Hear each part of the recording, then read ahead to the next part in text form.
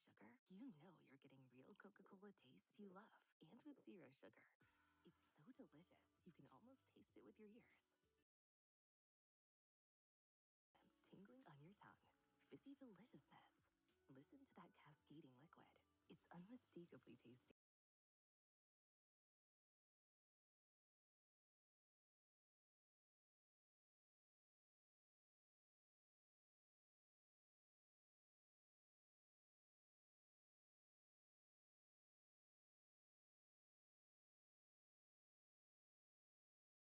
One. Oh my goodness. Okay, we're live. Um Today I am going to start another painting. This one that's up is from yesterday. Um I'm sorry about the ads and the music, by the way. And I'm very late to getting set up, so I don't even have like chat set up yet. Like, hold on, let me pull up everything that I need. So I'm like ready to go. I'm very late, in case you couldn't tell. Like I'm late. Um Getting ready for this, I was like, I don't know, I was just a wreck. I'm excited about it. I'm excited to be here. I'm excited to be painting today, and sharing that with you guys. I just set up hotkeys this morning, for stream so that I can mute a little bit quicker, which is going to be important because, fair warning, we're having some stuff happen at the house here today. And so some folks are going to be in and out of the garage. But we're going to do our best to ask them to be quiet and everything. Hopefully they'll do that. If not, I mean, I have the mute button really quick. I did let them know that I'm streaming and that I would like them to be quiet. I would have rescheduled, but I mean, it's my family. They didn't really like, there wasn't any planning around them coming through here during stream. I was just like, well, I want to stream, and I can't seem to do it without someone walking through because it's just, there's so many people in my house. So I'm just gonna live with it, and we're gonna have fun and make some art anyways. And hopefully things go well and are fun. I'm definitely looking forward to painting today. I'm looking forward to it. I did get some fresh water for our painting, which is important. And now I have to charge my extra phone here, so I'm going to plug that in really quick. Just so we don't lose it halfway through the stream. And yes, you did just see the lighting change. I have two lights, and I unplugged one of them. One of them's not really like a functional light, you know, it's like just like an ambiance thing, so I just removed it. Oh my gosh. Okay.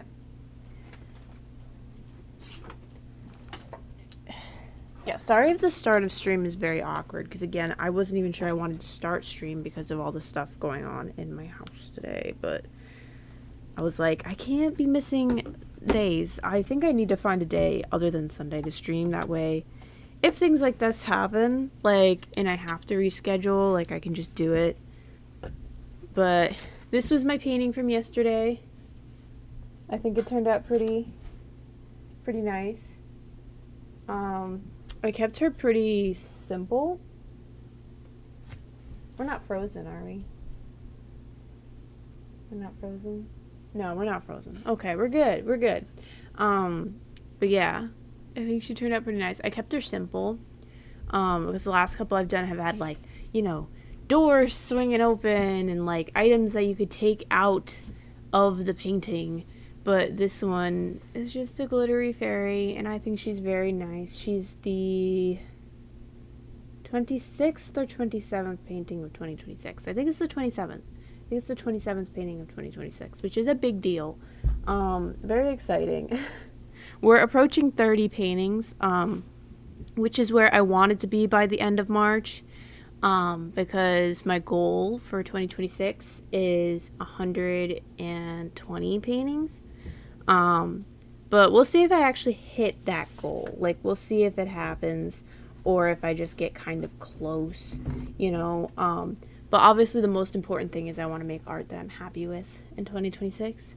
But, you know, we're close enough to on schedule that I'm not, like, panicked yet. I am a little upset that we're at the 29th and I haven't hit 30 paintings for 3 months into 2026 yet.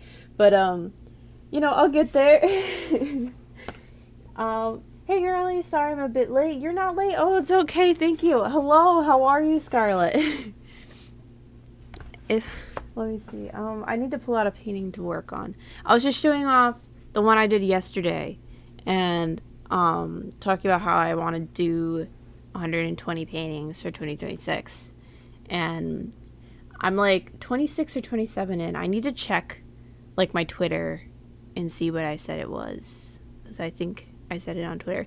Oh, you know what? I put an Instagram story out about it too. But that's where we're at with that. I'm a little sad that I'm not totally on schedule, but we're not totally behind either. Like, things happen. So let me see here. I know I have some paintings around that I could work on. There's one I want to pull out and work on really badly.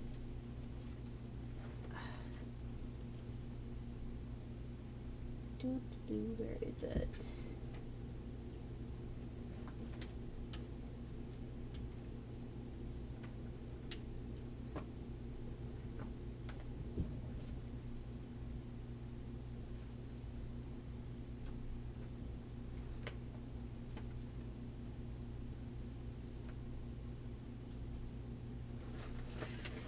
Oh, for heaven's sakes, I can't find it. For those who are unaware with the chaos of my art desk, I have a giant pile of work in progress paintings that I keep next to my desk. And right now I'm trying to find the one that I was looking at yesterday going, oh yeah, I want to work on that one. I don't know where I put it. Oh, I found it. Okay. Praise the Lord. Here we are. Here's today's victim. It's not a victim, really. But here we are. We're gonna work on this girl today. So yeah, there's yesterday's wheel. Okay. I have literally no hope of doing 30 paintings before the end of March because obviously it ends so soon. But I want to get close, so I do want to try to finish this girly today. Yeah, I think I remember it being 120. I think I need to set a goal for myself, but I have no idea what my number would be. Aw, that's fair. Oh my gosh. Yeah, 120 is my big goal for this year, because last year I did 111, and I was like, 120 is not that far off, but it is more than I did per year in art school and things like that. Like, it'd be kind of cool to beat that, you know? So that's my hope. Let me see. I'm so annoyed at Spotify right now. I did a whole bunch of tweaks to the stream, like the layout and stuff. Like I moved chat. I made it like pretty small, although I might make it bigger. And like I shifted some things around and I made an ending screen. We haven't had an ending screen. This entire time I've had no ending screen. And so I made one and I added that and everything, and that made it so that I had to move chat because there's some elements on the ending screen that I just, you know, I had to move chat for. Yeah, this water's unusable. I don't know why my gosh. I'm gonna start like a cup of dirty paint water that I'm gonna have to empty after stream. Oh my gosh. Okay. I'm literally using a soda can for that. Because I have a soda can on my desk I was planning to cut up and journal with. I know that sounds really weird, but I love junk journaling. And I was like, you know what? There will be other soda cans, and I need somewhere to put this dirty water. So it's in a soda can now. Let me see.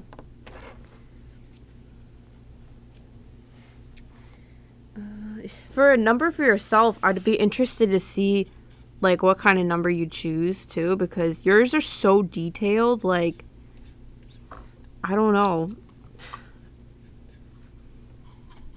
Mine, I usually like I complete a fairy in like a day, but that's because mine are not as like layer heavy or like as detailed and intricate and stuff. Like yours are very labor intensive, you know, like you put so much into it. The sketch is so clean. Whoa, oh my gosh, thank you. This is an inked sketch, and I'm definitely not gonna put everything that's in this thing into the painting. And I basically just did an orange wash. No, I didn't want orange. I wanted pink. I wanted pink. Oh my goodness. Orange was not the plan.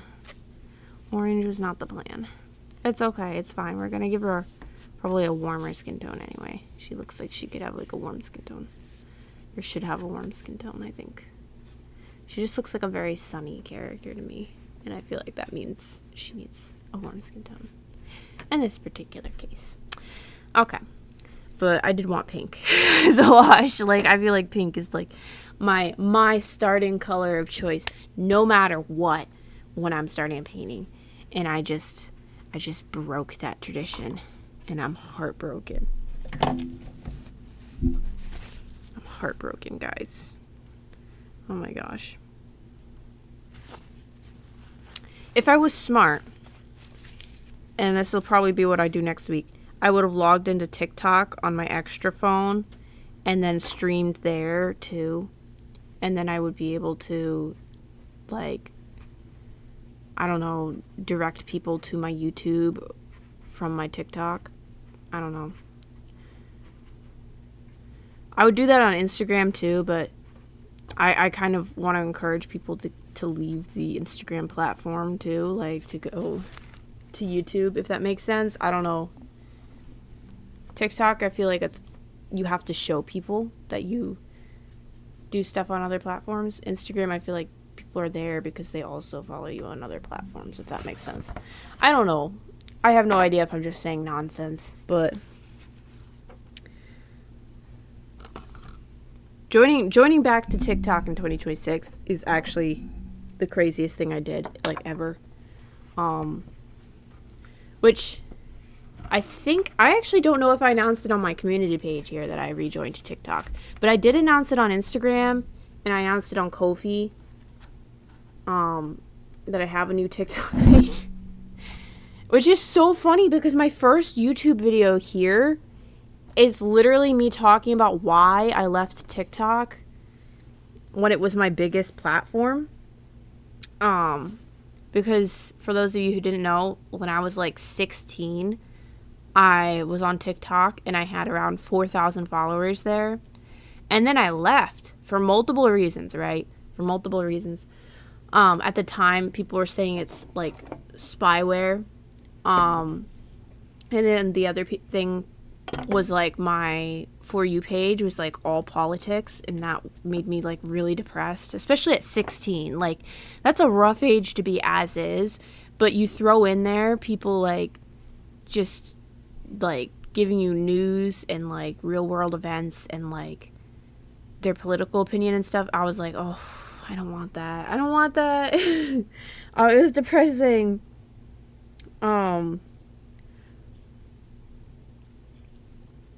So that's so funny. Like, it's my first video on the channel, and then I re-downloaded it this year just because I was like, a lot of people are on it, and I can always set app limits and control myself now as an adult. But I think my initial experience with TikTok would be the reason why one day when I have kids, they will not have social media until they're 18.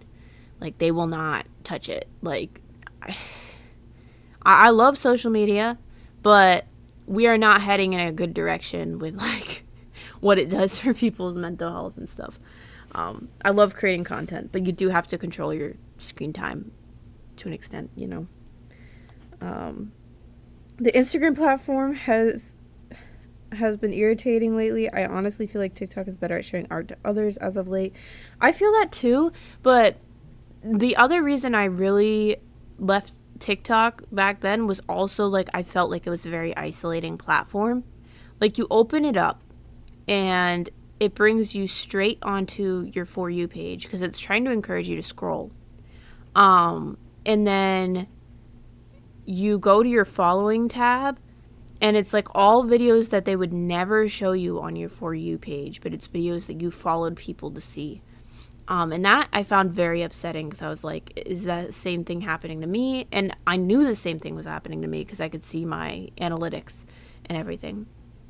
So that was the part I was irritated with TikTok. Instagram is turning into kind of the same thing, though, to be honest. Like, it's turning into, like, you follow people and it, like, doesn't even matter. Like, the algorithm's just not going to show you that content because you open the page and the first thing you see is an ad. It's so obnoxious. I'm like, bro, like, I get it. Instagram's, like, gotta make money. They're greedy. But, like, they already make money in so many ways. Like, can't you at least, like, make it so that scrolling's still fun on the platform? I don't know.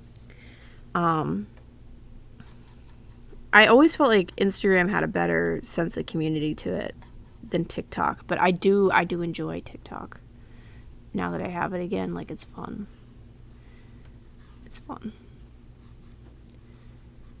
But I'm definitely, like, I'm not going to be like a regular TikTok scroller.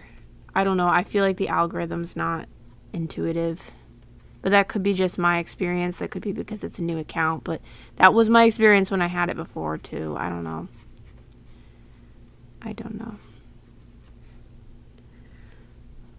I'm not like a hater anymore. I'm definitely more like a skeptic. Wow, not a skeptical. But that's true of all social media. Like, I can say that about, like, X too, the former Twitter. I can say that about that because that app has zero community. Like, people that love it, right? And I want to love it. I want to love a text-based app. I think that's fun. I like that you can just post a little update. It feels old internet in a way. Let me see. What did I miss? Girl, you need to upload a video. Why I rejoined TikTok now? No, because you're right. I do need to do that. And it could be like an interesting talk about, like, creating your own, like, digital experience too.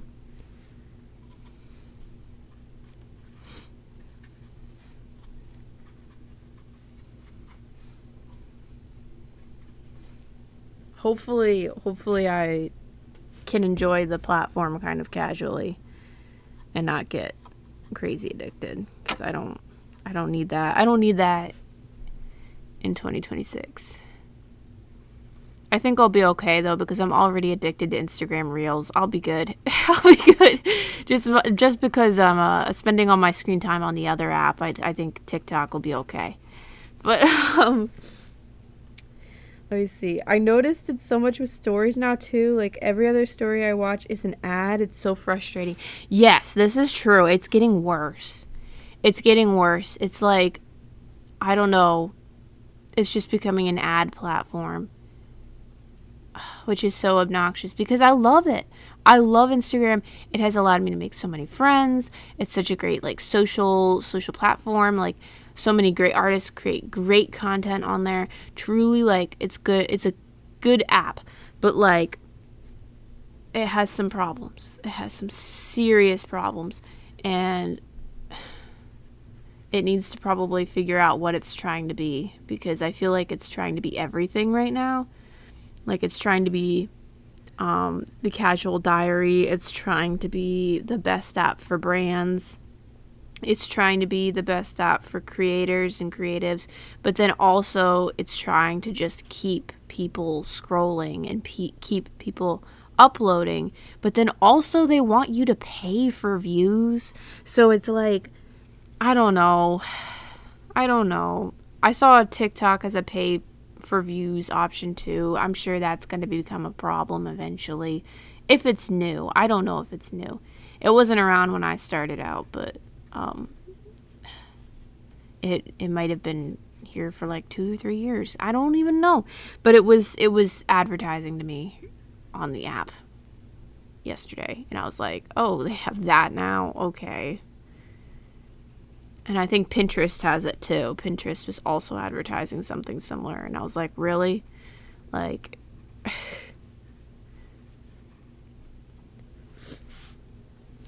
yeah, stories, I'm like, I love posting Instagram stories, so the fact that they're shoving ads in between makes me upset, because I'm like, people are less likely to want to watch them. I'm less likely to want to watch them. I love watching Instagram stories.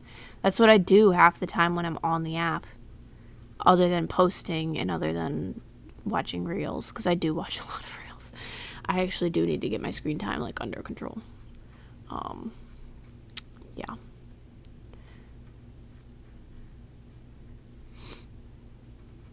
The positive about re-downloading TikTok in 2026, other than the fact that I'm no longer 16, so I'm not going to have the mindset of a 16-year-old when I'm posting and be worrying to the same degree about like likes and views and things like that.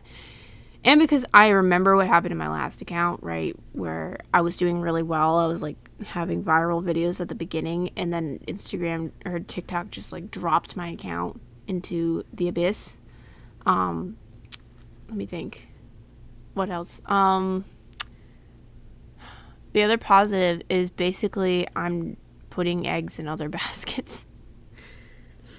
Like I have videos that go up on YouTube and up on Instagram and TikTok now and stuff. It's exciting. Let me see. What else have I been doing this week? Okay.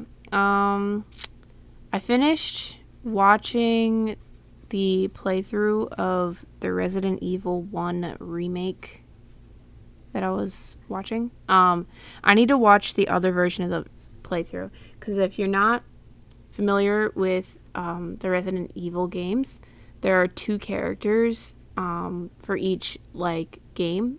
I think it's each game that you can play as, usually one boy and one girl.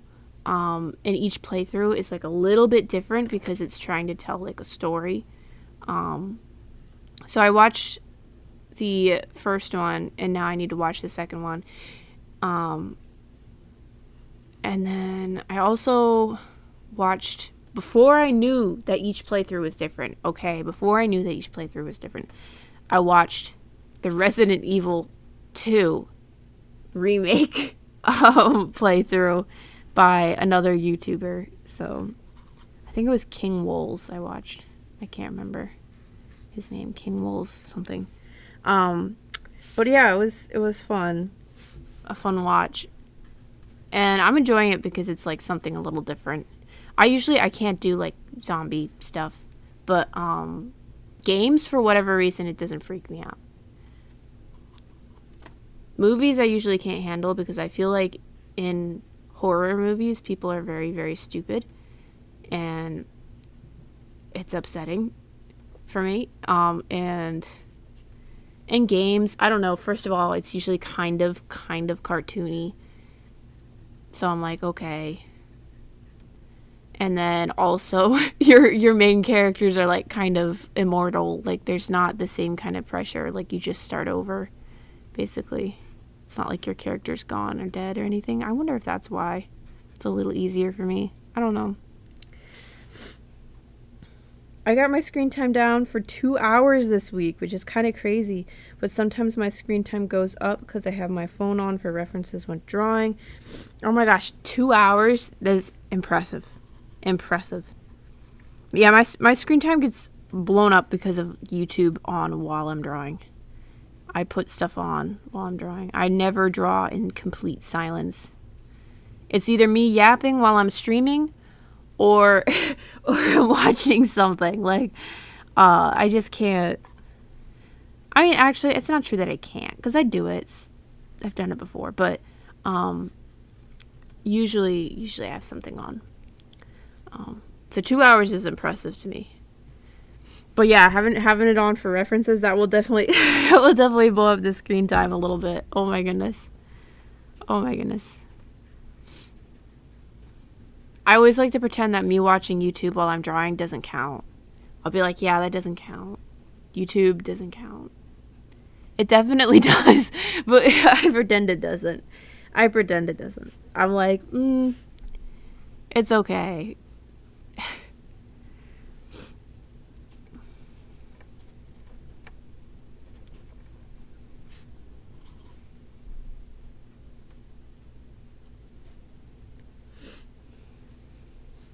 Let me see here.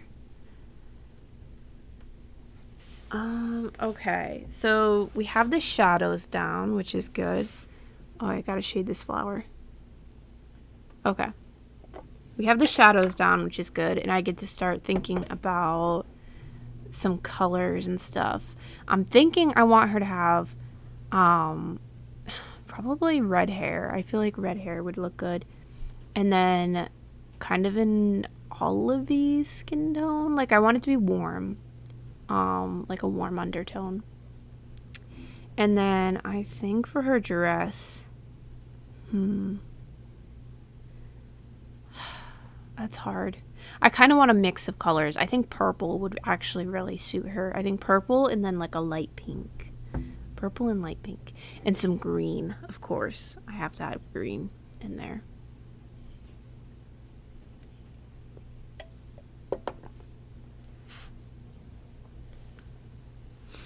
Like with all of my paintings, I will not be using all of the little items around here. Some of these I'm going to leave unpainted and literally just save for a future painting, because she doesn't need all that. She doesn't need all that. I don't even know what I'm gonna use. I don't know how I'm gonna compose this. I don't know what I'm doing. Who knows? I'm just as lost as all of you. But I'm having fun. I'm going to take a picture with my second phone. Of course, I always do that. I always take clips and pictures. And then I keep forgetting to, like, load them onto my main phone. Like, what are we doing here? What are we doing? Do we know what we're doing? I don't.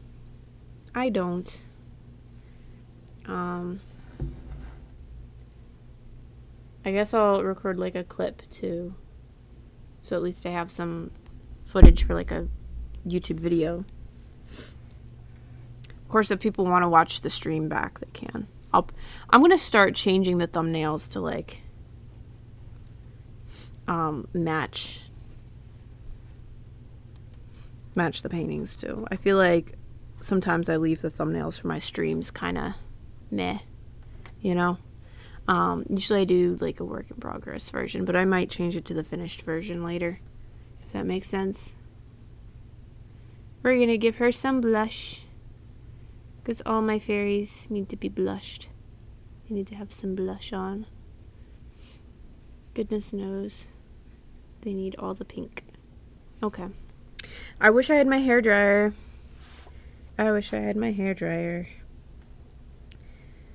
You could lean into doing an olive tree fairy. Ooh, like springtime vibes and greenery. Ooh, that could be really pretty. Ooh, I don't know what I'm gonna do now. I don't know what I'm gonna do. Oh my gosh. I like that. Maybe I'll do like purple and olive green as like her main scheme then. Interesting. We're gonna have to figure that out. Now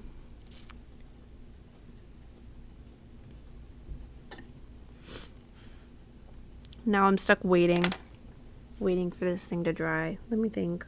What else can I yap about? Because I love like yapping while I'm waiting for things to dry. Let me think.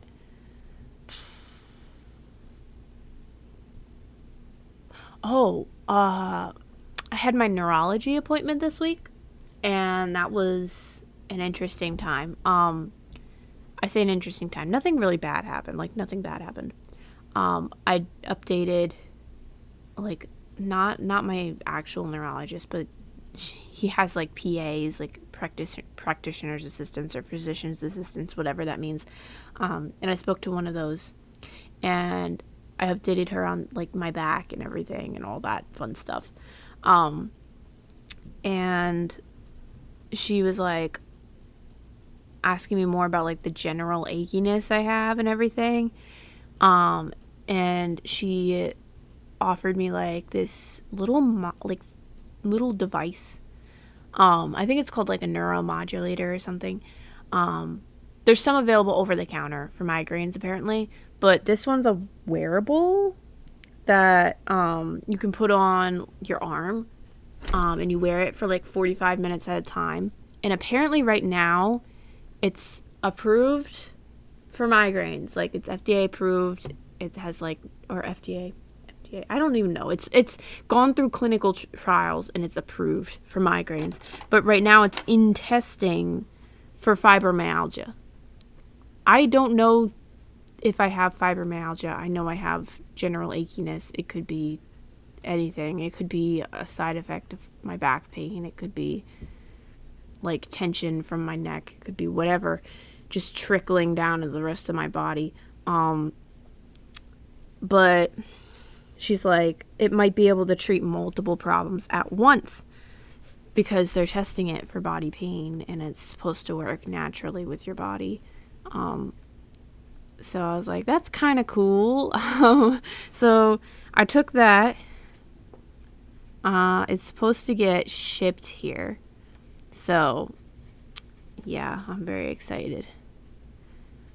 I'm also nervous because I don't know what it's going to cost after insurance. I don't think very much, but, you know, you never know. I'm not going to pay some ridiculous amount of money. That's for sure. But we'll see. We'll see. I'm excited, though. I'm optimistic. I'm, like, looking online and seeing people's reviews of it, not just for migraine, but for, like, pain in general. It looks like people were really excited about it. I think it's called Nervio or something.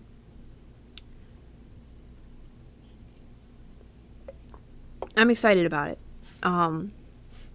Just because it's drug free. So I'm like, oh, like that's a big deal to me, because for any of my fellow chronically ill girlies, you know, they, once you can get treatment, oftentimes they will just throw pills at you. Sometimes pills that don't even make sense for your condition. So, yeah, it's just something being drug-free and supposedly, like, very effective is so exciting. Drug-free, non-invasive, and effective is like, what the heck? Just exciting. So I'm excited about that. That has been on my mind a lot this week. In addition to kind of the excitement of rejoining TikTok and reposting a lot of videos there. I say a lot. I've made like 3 or 4 posts there. I uploaded like some photos this morning and everything that I'm excited about. Showing off my paintings from last year. But yeah. And let me see. What else have I done this week? Oh, goodness. I've been taking care of my guineas, of course. My guinea pigs. They've been good. They've been good this week. They're happy. They're round. As they should be. Let me see. I've been thinking about buying them some more little houses because, bless her heart, Miss Myrtle seems to periodically forget how to burrow. And the houses they have now kind of rely on her sticking her head underneath and then pushing herself underneath, because I have these like dog bed type things. and I put them upside down so that they can hide under them, because frankly, like, my guinea pigs destroy whatever houses I buy. Like, they destroy them. And so I'm like, let me just keep the most durable ones and flip them over so that they can hide underneath them. And normally she's okay with that, but she seems to forget she can do that. So sometimes I'll find her, like, laying next to them. And most recently, this girl, okay, I found her, like, under a pillow pad that I have in there. Like, I have these pads that I put in the corners because that is where they tend to use the restroom. And so it gives them, like, a little bit more absorbency. And I found her pushed underneath it. And I was like, girl, there's a bed not even 6 inches from where you're laying. That would be a lot more comfortable to lay underneath. Bless her heart. Yeah. Just not a lot of brain cells going on there. So that's why I'm thinking about buying houses for them again. They have a wooden castle house, and they like that. They do like that a lot. But every once in a while, I have to pull that out and let it, like, air out because it's wood. So, you know, give it some time to, like, cool off and dry and everything. Yeah. So they can't always have that in there any more than they can always have, like, a fabric house in there. Like, gotta air things out, gotta cycle things through. But it's just crazy that I'm like, what am I supposed to do now that they destroy, like, their strawberry houses? Like, they used to have these strawberry shaped little cave houses, and I feel like they get destroyed either in the washer and dryer or by the guinea pigs. Because the guinea pigs, okay, they like to lay on top of those too. Like, I found Miss Millie Vanilli, my other guinea pig, like, crushing the house. Like, she's like laying on it. She's like, literally, she's tackled the house so that she can lay on top of it. Like, that's, like, girl, go around to the other side and climb in it. Like, I'm baffled. And so that often, like, crushes it out of shape. And then if it goes through the wash, like, oftentimes I'll find loose threads or, like, ripped seams or things like that. And obviously these things need to be washed. So it's like, what do I do? I could hand wash things, but I don't think that's much better, frankly. Like, I don't know. And I really haven't found, like, more expensive ones or anything to be better quality. I found them all to kind of deteriorate because of the way my pigs treat them and the way that my washer treats them. So, yeah. That's that. That's my current problem. They do like cardboard boxes too, but I don't often give them cardboard because my guinea pigs are chewers. And cardboard's good for them, right? But whenever you have a cardboard box, inevitably you have some glue or, like, some dyes or something.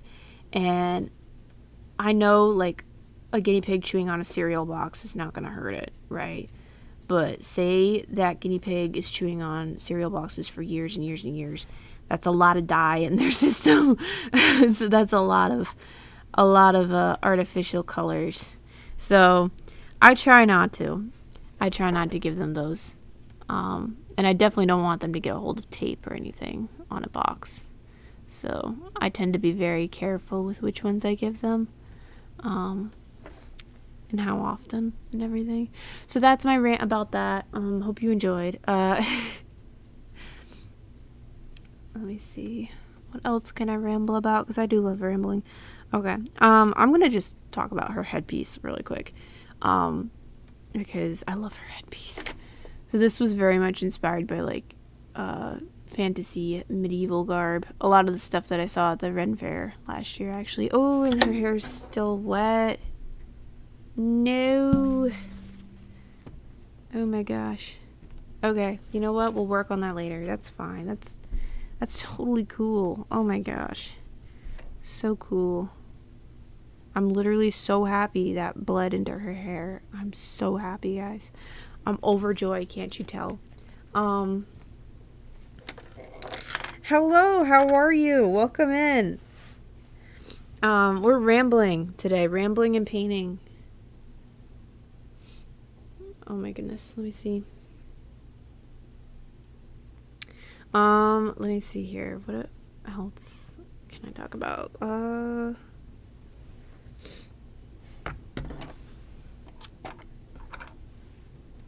Very much inspired by Ren Fair garb. This whole fairy, really. I don't remember when I sketched her, weirdly. She might be one I sketched around the time of the Ren Fair, but I could be entirely wrong. I do not remember. Like, I have no proof of that. I have no proof of any, like, when I sketched it. I didn't document it. But I inked it very recently. She sat around for a while.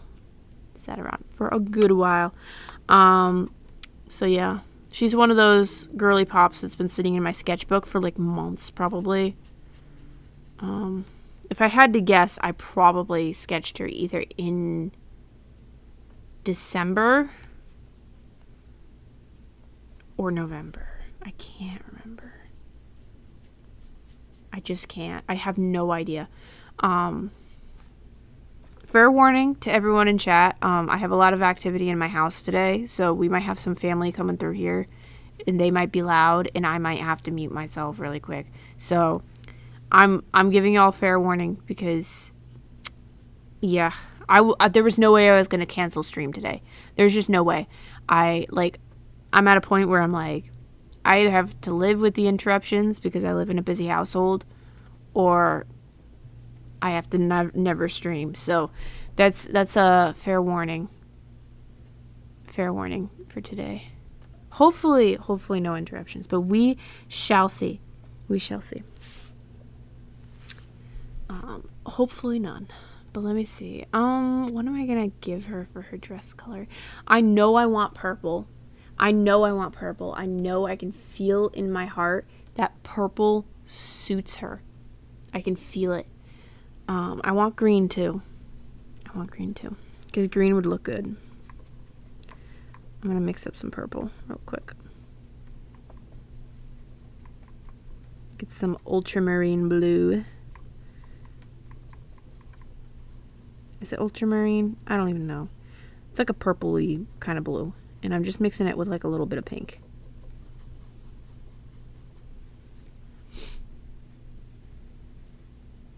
I feel like that's too dark. Well, we're kind of committed now. I'm just gonna live with that. That'll be cute. I gotta darken down her hair anyway, so it's not as light and pastel.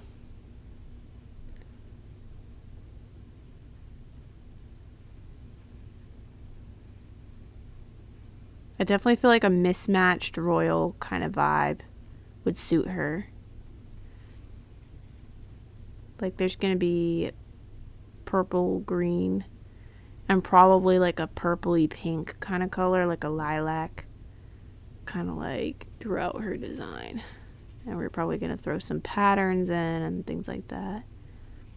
I feel like that would suit her pretty good. Do.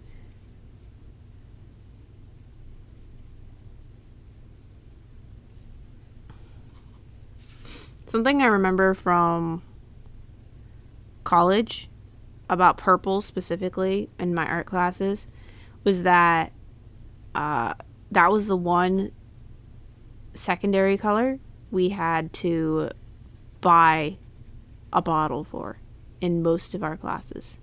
Like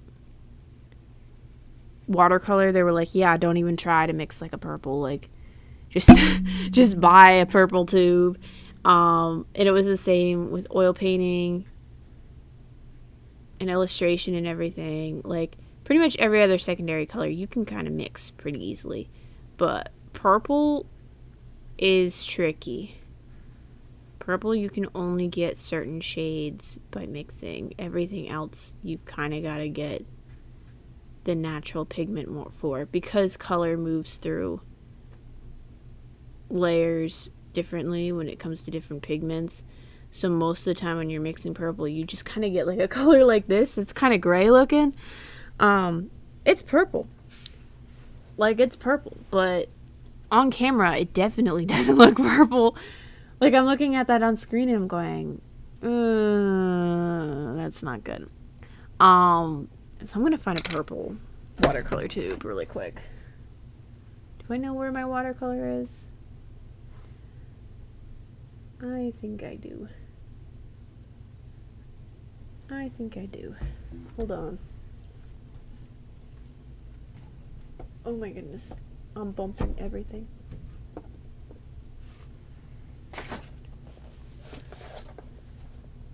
I have found my watercolor paints. I'm gonna pull out a purple.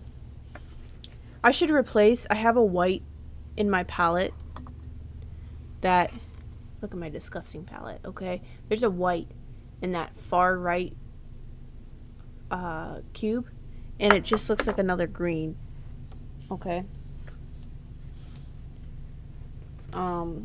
So we're gonna pull out a couple purples.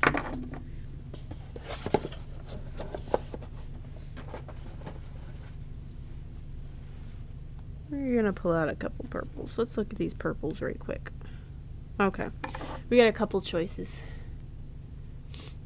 I think I'm gonna go with this one to start, but I'm also gonna put a little bit of this on my palette. These were sent to me 2 years ago, by the way, by Maya. That's the company that makes the Himi gouache. This paint set is like genuinely, it's one of my favorites, like of all time.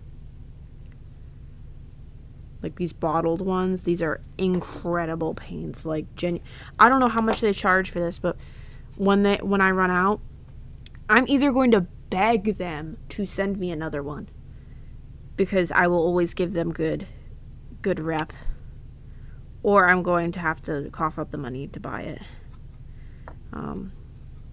Because I love it. It's so nice. Like, the paints are just juicy. Like, that's how they feel. They feel juicy to me. And I could never love another like I love this.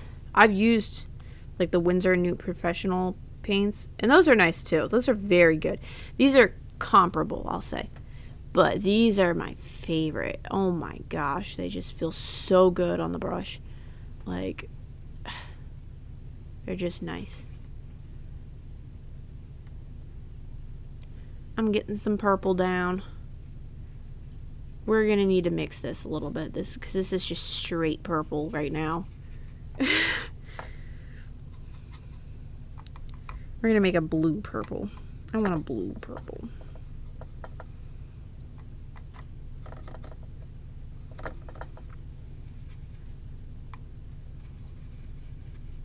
Mix right on the paper, why not?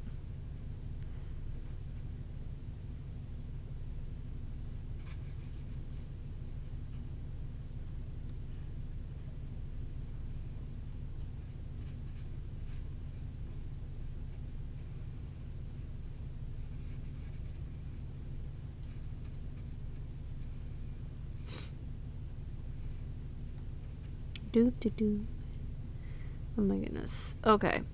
I'm trying to get around all her little fingers, and I definitely sometimes have to hold my breath when I'm doing that. Like, you're not supposed to do that. You're not supposed to hold your breath. You're supposed to breathe. Oxygen, generally speaking, is helpful when painting. I'm just in a bad habit.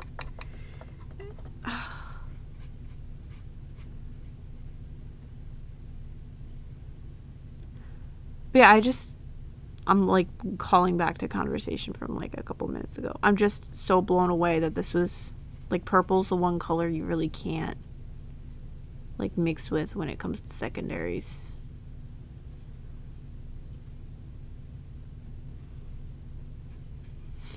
Like, you kind of just have to buy a tube.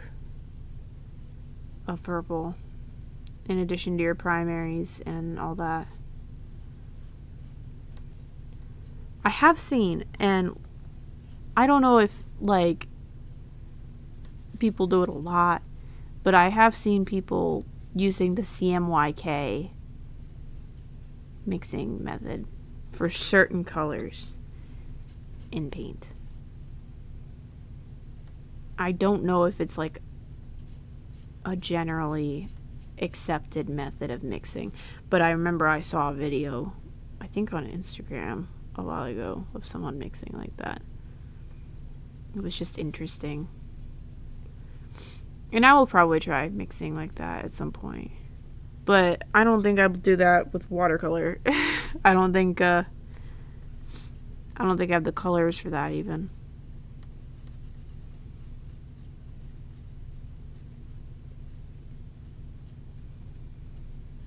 Oh my gosh, painting with like a darker color, like this rich purpley color, is so like both satisfying and horrifying, because sometimes it just looks like your line art like disappears. Like it's not even that dark and I'm just like, it's gone. It's gone. No.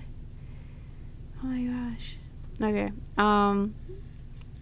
Try to lay some shadows down.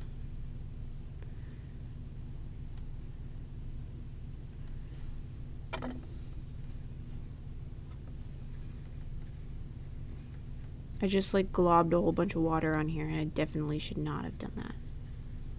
Oh goodness.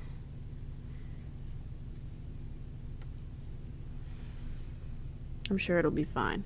Don't worry about it. I'm sure it'll be fine. Okay. Okay. I'm gonna try to add some shadows here.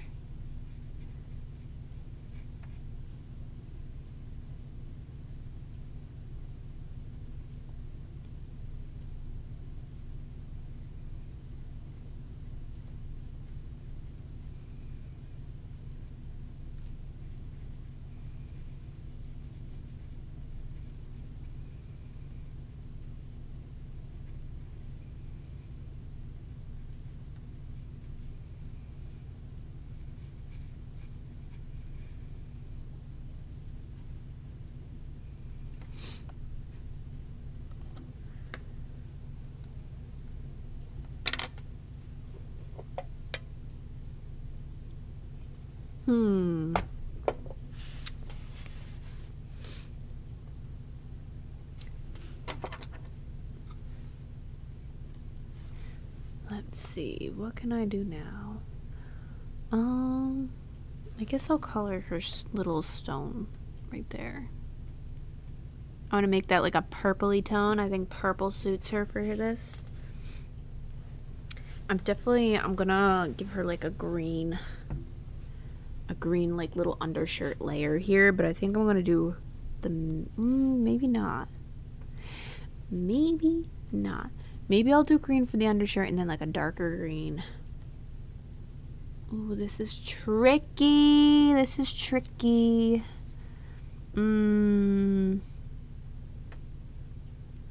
This is tricky, guys. Balancing colors is sometimes very hard because it's just a lot going on. Especially because I don't plan out my colors. If I planned, my job would be a lot easier. But I don't plan. I'm allergic to planning. So yeah. Let's see. I want like a light color. I need to clean my palette really quick, because it is just a stinking mess. It's a stinking mess. There's a whole bunch of orange on here, and I don't like orange. I don't know why it's there. I don't know who did that. It was me. It was me. I did that. And I want like a light lilac-y kind of color.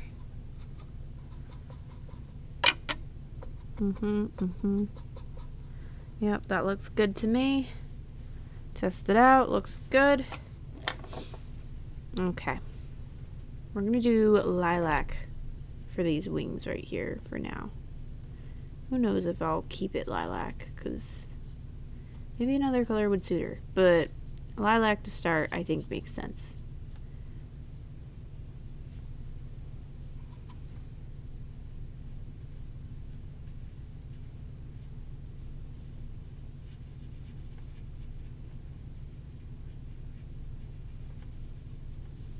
Let me see. Oh, what else can I ramble about? I do love rambling on stream. Oh, you know, months ago, I promised someone on Threads a desk tour. And I filmed a desk tour. But then I never posted it. And since then, that desk tour has become out of date. So I refilmed one. It's gonna come out at some point in the future. Because I have a whole bunch of videos I need to release first. I have so many that, like, are related to business stuff. Like, I kind of have to release them first. And I'm trying not to saturate my channels too much. But, I'm very excited. I do have a desk tour coming finally. Like, months ago I recorded one. And I was like, you know, it's just too out of date now. Like, I couldn't possibly release this and feel like it's current. Like, people have seen my desk and stories and stuff, and they know it's different. So I was like, let me just upload something different. So I do have one finally coming at some point, though, and that's exciting because I do enjoy watching desk tours, and filming them is a lot of fun too. Even though my desk is kind of a mess. Like, it's a horrible, horrible mess. But, you know, I do like filming desk tours. It's a lot of fun. It's a good time. So I'm excited to share that. And it's not like even like a full desk tour, because it's just like a real kind of length. So unfortunately it's not like super in depth or anything. But it does like show like my general setup with like my standing desk and like a couple of my keychains at the back wall and like where I keep my acrylic paints and stuff. Like, you know, it's a good little introduction to my desk, which is cool. I think my desk is my pride and joy, even though it's like a mess. It is my favorite place to be, and it is a chaotic mess in kind of a good way. Like, it's kind of fun.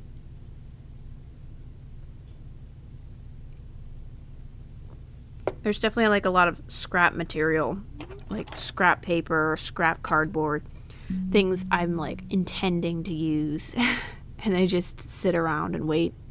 Kind of like that soda can that saved me earlier that I literally just dumped a whole bunch of paint water into because I was like, it's old paint water and I don't want to use it. So, yeah.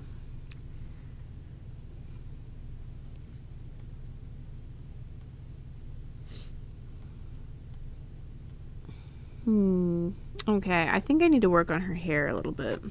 I feel like the hair is calling me. The hair is calling me. Oh my goodness. So I'm going to try to make it like an orangey brown kind of color. I think that would look good. She's a ginger. Here we go. That's a nice color. I think that looks good. That looks good. I like this color a lot. I think this is gorgeous.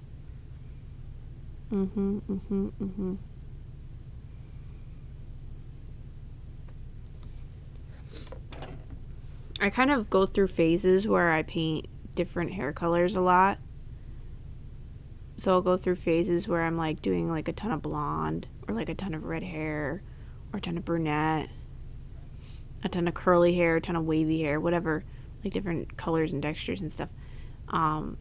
Red hair is one that I keep coming back to in my phases because it's just fun to work with. It's fun to paint. It's a bright color. It wakes you up, you know. Like, it's just fun.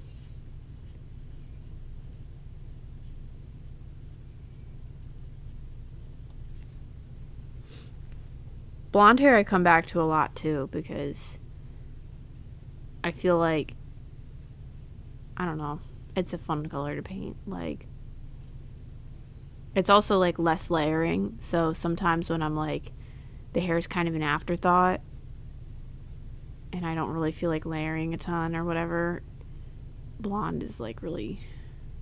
Plus, if I don't like it, blonde is easy to layer over.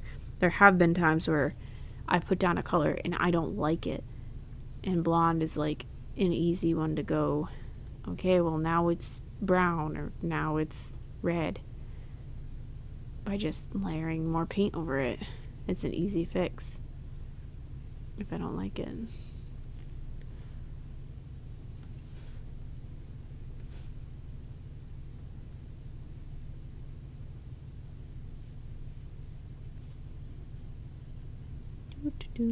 I've also been doing like a lot more artificial hair colors lately.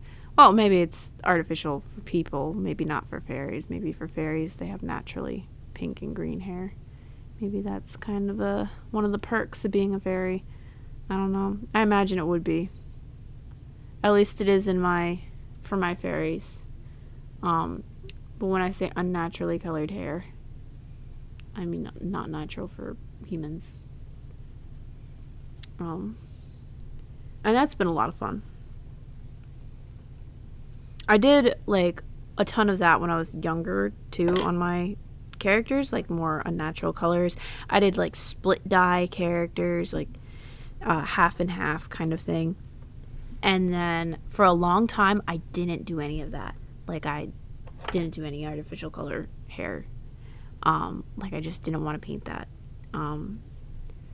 I think because I was worried about it throwing off the color scheme or something. I don't really know.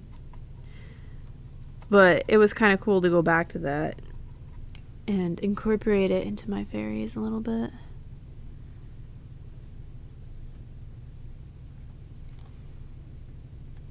I'm going to give her this pink undershirt thing. Doo-doo-doo.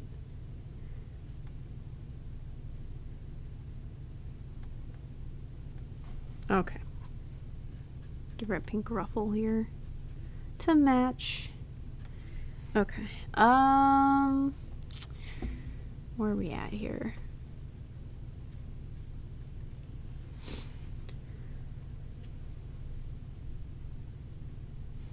I'm gonna share a quick little Instagram story. A quick little story advertising the stream.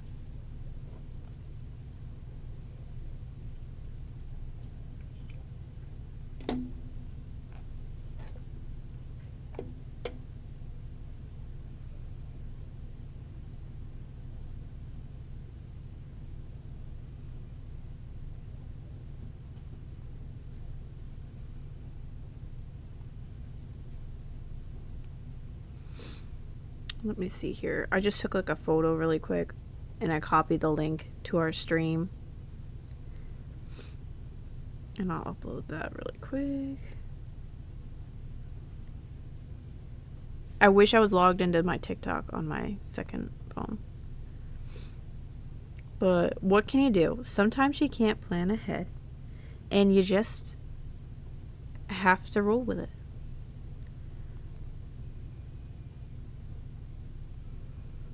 I was silly and I didn't download TikTok onto my second phone to log into. So, it's okay. It's probably for the best that I don't have TikTok on every phone. Anyway, since I have multiple phones. I have 2 and an iPad. And the second phone really isn't like much going on it other than my Instagram and a camera roll. That's pretty much it.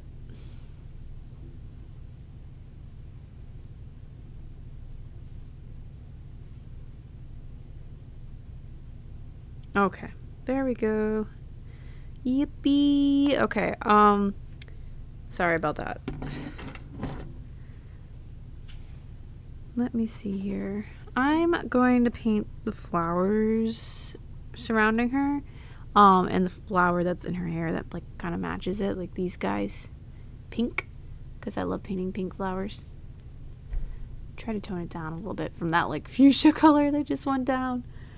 Maybe fuchsia is not the right word. It's not really fuchsia. It's like a bubblegum kind of color. I'm going to try to tone it down from that to like that. This kind of color. Which is still very bubblegummy, but less.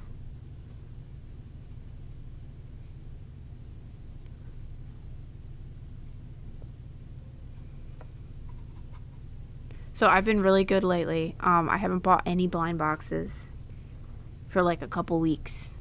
I've been really good. I've been saving my monies. I feel so smart and so wise, so mature, you know. I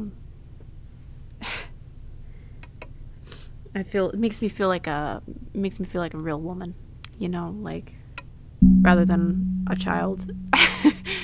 I do enjoy buying blind boxes though.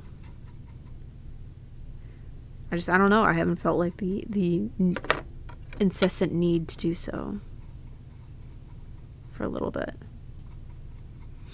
I still need to go and get, and I'm talking out of context here because I believe I talked about it a couple streams ago, but I still need to go and try to find the Pop Mart Say Hello Tinky Winky, because they have like a Teletubby keychain line, and I have 3 out of 4 Teletubbies in the series, like only one of the versions, right?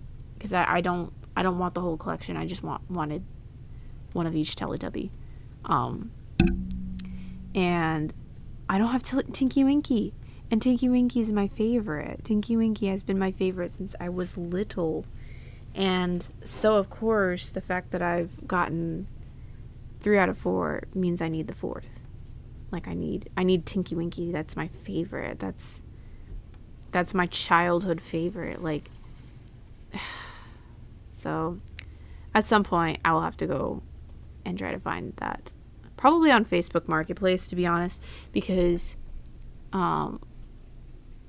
I used the Pop Now feature on the Pop Mart website for 2 out of 3 of the keychains that I have to try and make sure I didn't get duplicates.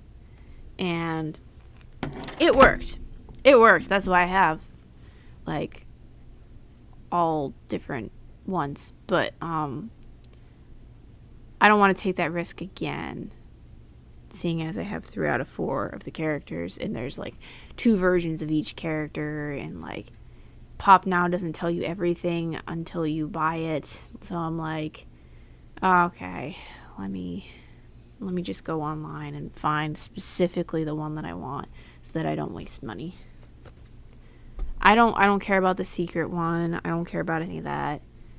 I just want like Tinky Winky, you know, like I'm a simple woman.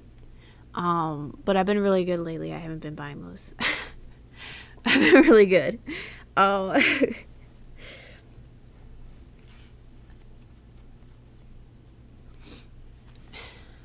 been really good. I've been like, the last one I bought was a Nomi, and it was like for their dessert series. I cannot remember for the life of me what it's called. I'm so sorry, but like I think it's like Take a Bite Sweet something. I don't know. But it's like a dessert themed series, and all of them are so cute in that series. Like genuinely, they look so good. They did such a good job, and I got one, and I liked all the ones in that series, but I really like the one that I got, and I'm like, I don't even need any more. Like I'm happy. Like I want the other ones too. The other ones are very, very cute. So maybe eventually I will buy them, but I don't need all of them, you know? Like, I feel like it's like, it looks good. The one I have is good. I have enough little Nomies, like, to decorate the wall above my desk, and like I'm happy because I have 4 now. I think earlier this week I was talking to someone and I said I had 6. I do not have 6. I have 4. I don't know where I got the number 6 from. I must have had a brain fart or something because I don't have 6. I have 4 of them.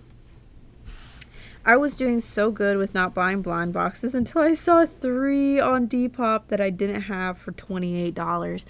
See, but that's a good deal, though. That's a good deal. That's a good deal. That is a good deal. And you're spending your money on at least the ones that you want.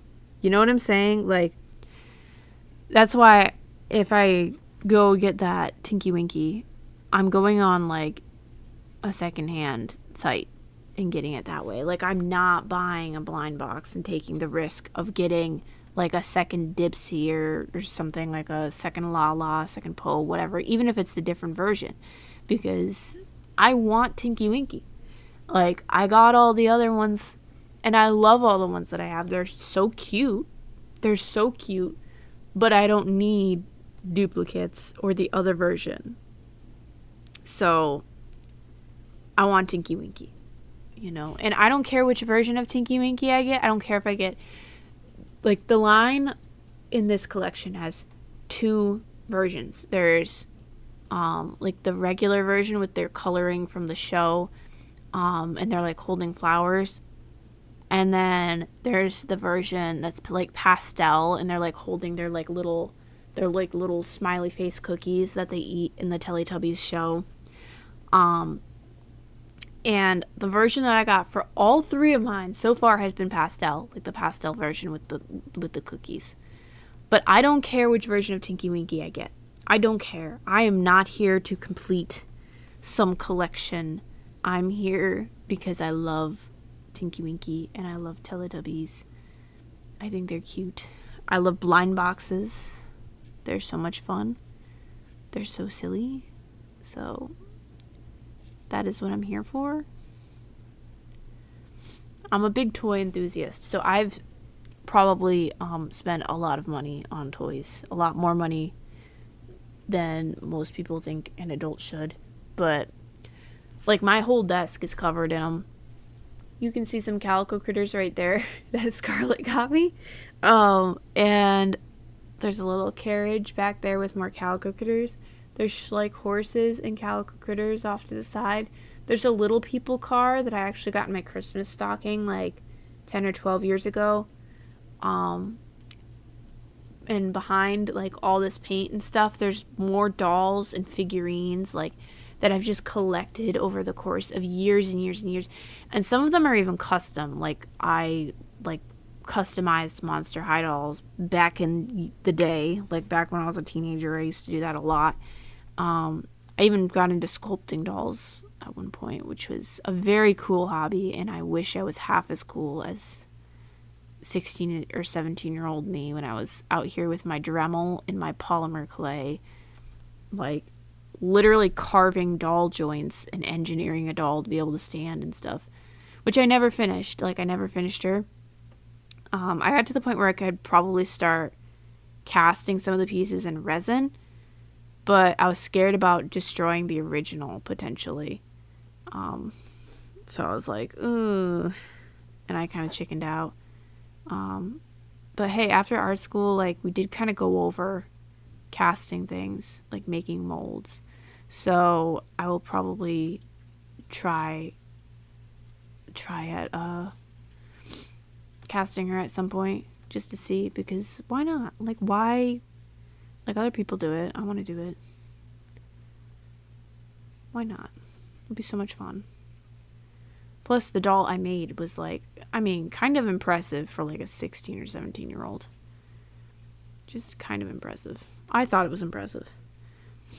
I look at it now and I'm like, that's impressive, because I don't think I have any sculpting skills to that degree anymore. Like, with polymer clay, I'm like,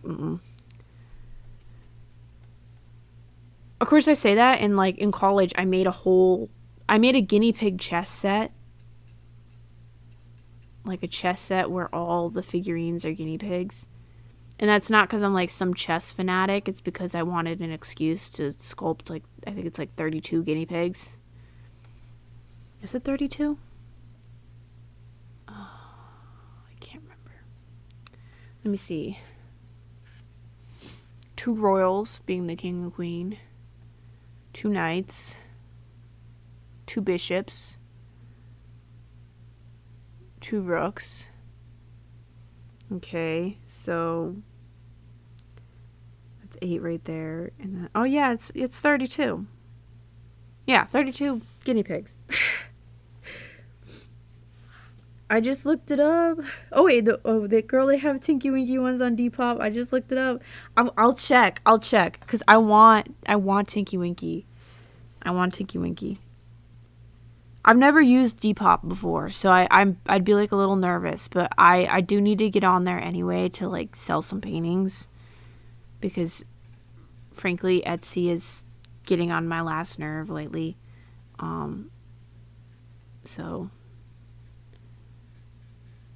I have some Etsy orders to ship today. By the way, I should mention, I'm very excited about it, and I thank you guys so much for the support on my big spring cleaning sale. It's very exciting.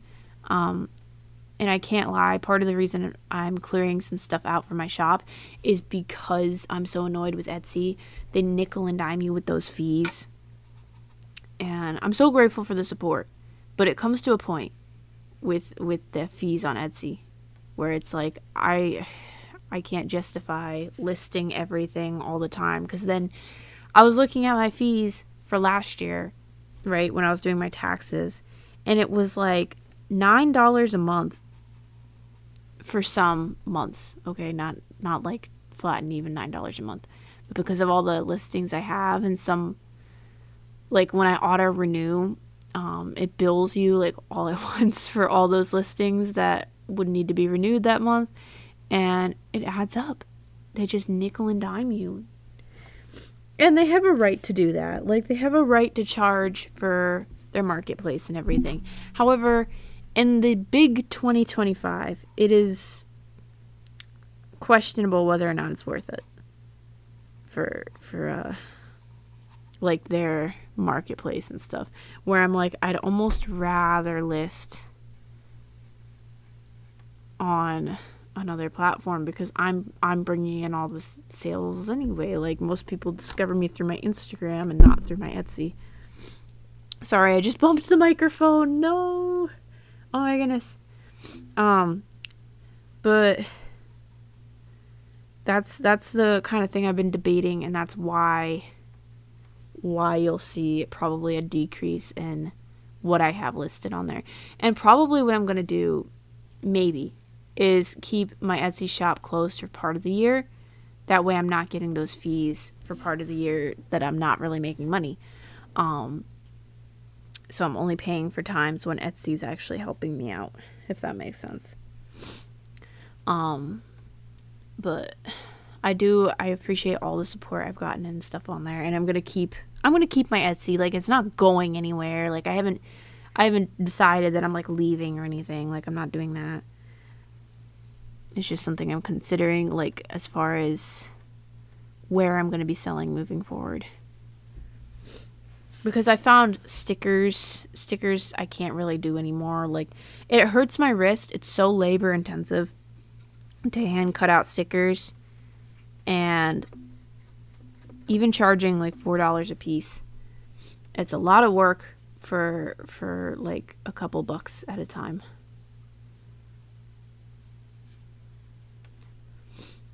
I could see selling stickers in person, like at an in-person event. I feel like it's easier. I feel like people are more likely to want to buy a sticker in person. So I may try at some cafes or like something like that, leave some items out for people to peruse. I don't know. But I think online I'll probably stick to paintings and prints from now on, for the most part.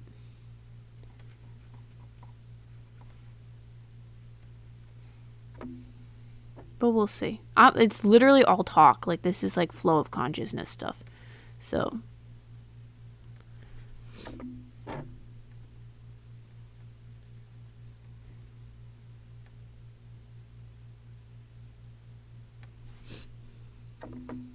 Let me see. They have pastel Tinky Winky. I love Depop. I bought multiple things and I've always had a positive experience. That's good to hear. That's good to hear. I want to check them out because I do want to complete my collection. And again, I don't care if I get the regular Tinky Winky or the pastel one. I kind of want the regular, to be honest. But I also think the pastel's really cute because I keep forgetting their poses are different. So I probably will get the pastel. Really, it depends which is cheapest, frankly, because, I mean, it's money on like a collectible, like a cute little trinket. So I'll probably buy whichever I think is going to be cheapest, just to complete my little Teletubby lineup. Oh, I love that they're above my desk. I'm like obsessed with them. I'm so excited, that they have like the Tinky Winky up on Depop. I love that. Oh my gosh. I can't wait. Let me see.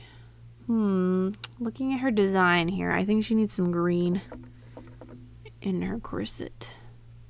I believe we were talking about that earlier. I was like, oh, I'm gonna do green in her corset. And then I just like literally forgot. Like I wasn't sure what I was gonna do.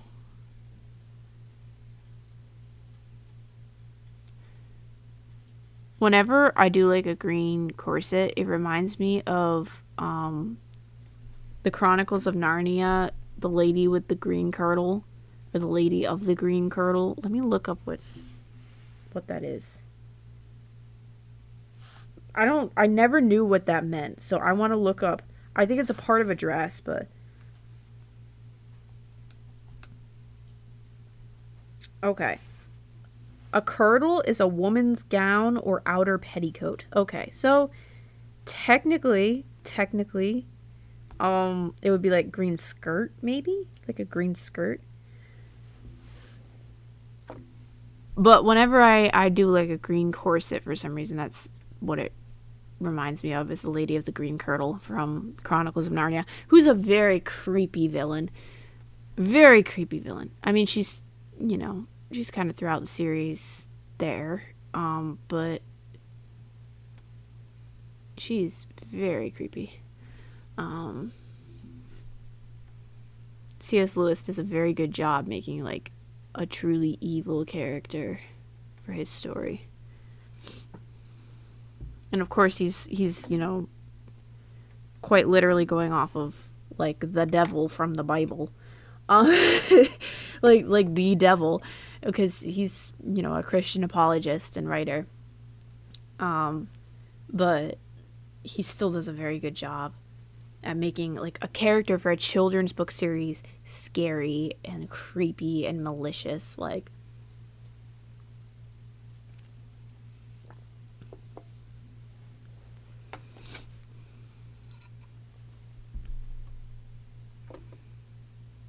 and in my head, when I was like reading those books for the first time, I imagined a kirtle was probably like a corset type thing, because I didn't know what it was. I was like, what's a kirtle? Like, and I didn't care to look it up because I was like, I think it's a part of a dress. But yeah, that makes sense.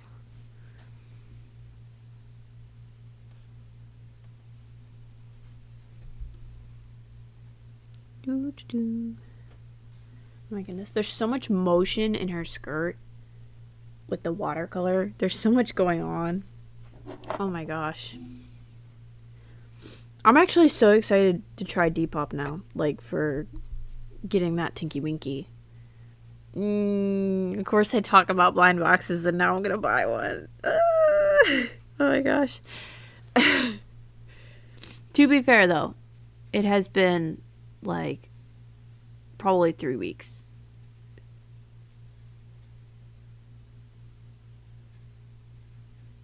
I've been good.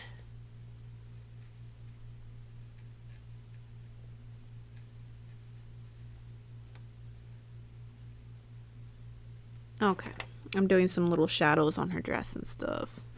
Try to define some things because I like the motion she has. I just don't want her to lose the structure.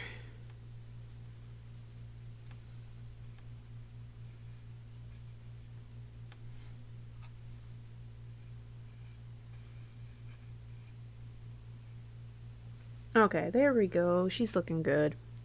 She's looking good. OMG, I never watched all of Narnia. All I know is that in the first movie, what happened with the lion was very drawn out and made me sad, especially as a kid. Oh my gosh, yeah, that scene is so heartbreaking.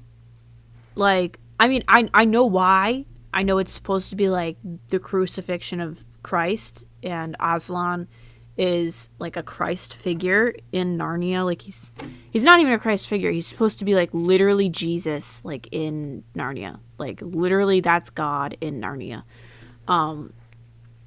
But like there's a whole line in Narnia at the end of the series where it's like, oh, you will come to know me by another name in your world, and that's meant to tie in that he's literally Jesus. But I don't think they ever finished the series as movies. I think they did a couple of them, and then they skipped like a whole bunch because I think they got up to Prince Caspian. I don't think they did A Horse and His Boy, which is, I think the one, I can't remember if that's the one about his father is, I can't remember. I need to reread the books. Can you tell? I need to reread. I started a reread at the beginning of this year, and then just everything got away from me because I got distracted, and I never finished. And it's the same with my yearly Attack on Titan rewatch. Like, I was rewatching Attack on Titan, and I got busy and just completely lost it. Like, I don't know. I was watching Free Run too, and I also lost track of that. I love Free Run though. I'm gonna finish it. Because it's very cute. Just a very cute series. Like, genuinely, I love that anime. Like, it's just so cute. It's wholesome. Well, for the most part, there's some violence, but it's literally like, it feels Narnia-like to me in a way, which I appreciate. But yeah, that first scene, that scene in the first movie is like very sad. There is quite a bit of violence in the Narnia book series too. It's not like blood, guts, and gore, but it is like set in a fantasy world that's like, you kind of got some turmoil and stuff. It's definitely kid friendly, because I feel like I say this all the time, but people often forget kids can handle more than you think in stories. Like, Lion King is a beloved classic, but it's also like completely traumatizing. Bambi, a beloved classic that, I mean, for me, it was very upsetting as a kid. And obviously, for a lot of kids, it's very upsetting. But it also doesn't show much. Like, it doesn't show anything, really. You just know that the mom's gone. And classic fairy tales were made for kids with kids in mind. Not because kids like violence or kids like want violent stories or whatever, but because real world stuff like has some grit to it, and in the fairy tales usually it's the bad guy getting kind of beaten up. I don't know. Like, I remember reading a lot of Grimm's fairy tales at like the ripe age of 9, and some very disturbing, disgusting things would happen in them. But most of the time, it's to the bad guy. Like, I don't know. I don't know what I'm trying to say here. But yeah, that Narnia scene is like a little traumatizing. I do love it though. I love the Narnia movies. I'm scared for the remakes. I'm scared. I don't believe in remakes. And personally, okay, I love Greta Gerwig's work. A lot of her work is very, very good.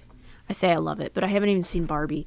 So I don't know. I'm being dramatic about how much I admire it, but I do admire a lot of her work, right?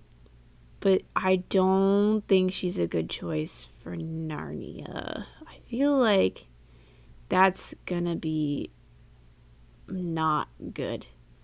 I'm a little scared that she's gonna take too many creative liberties with a series that was like very thought out, like very intentional. You know, like Narnia is not a subtle allegory for Christ. It's not a subtle like depiction of Christianity and like childlike faith and everything like that. It's not a subtle depiction of that. So if she changes stuff, I feel like it's gonna come off entirely different. I don't know. That's just me though.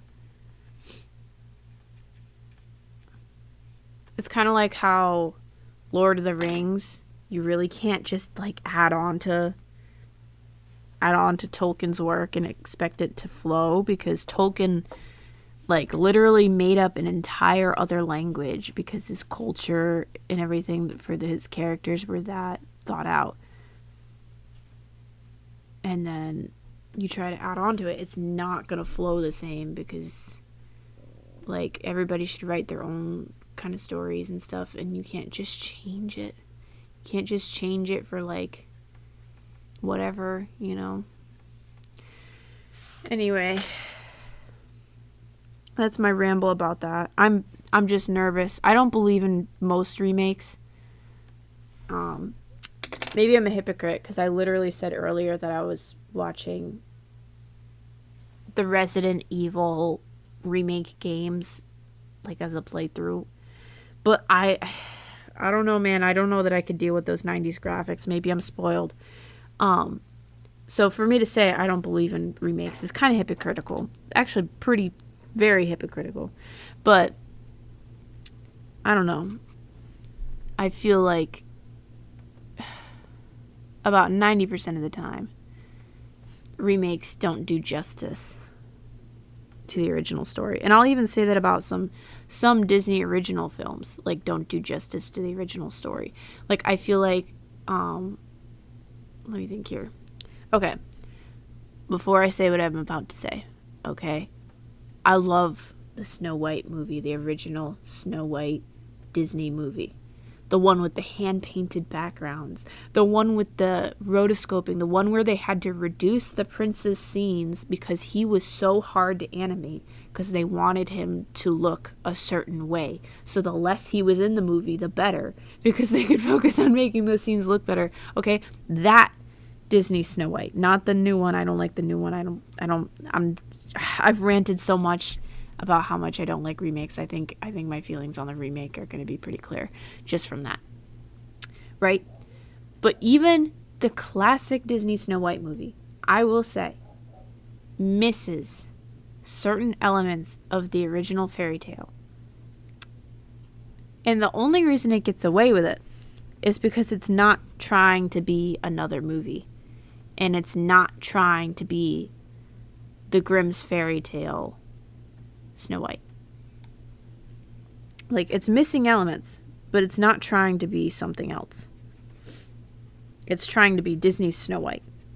The version that's like, you know, a tolerable length for children and doesn't include like stabbing or anything. Well, it implies stabbing, but like doesn't include the poison comb, and what's the other thing? Oh my goodness, like literally in the original fairy tale, the evil queen disguises herself and like laces up a corset on Snow White and like basically suffocates her or nearly suffocates her. Things like that.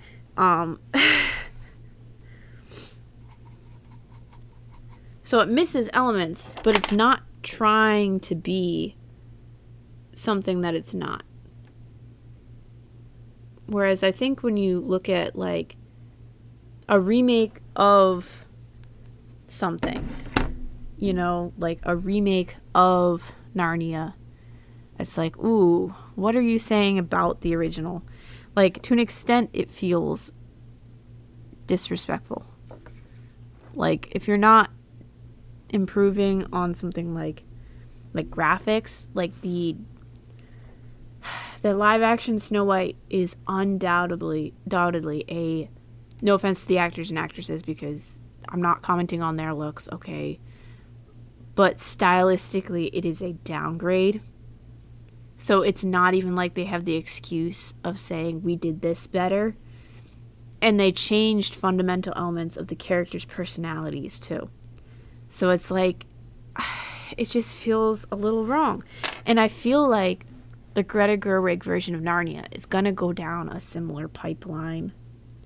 And I am concerned about that. I am concerned. I don't want to see a Lucy Pevensey that, like, isn't, like, a regular 8-year-old. Like, I think she's 8. Can't remember now, because it's been over a year since I last read them. I think she's supposed to be 8.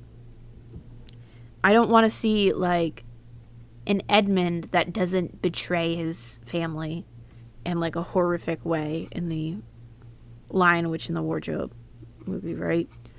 I don't want to see,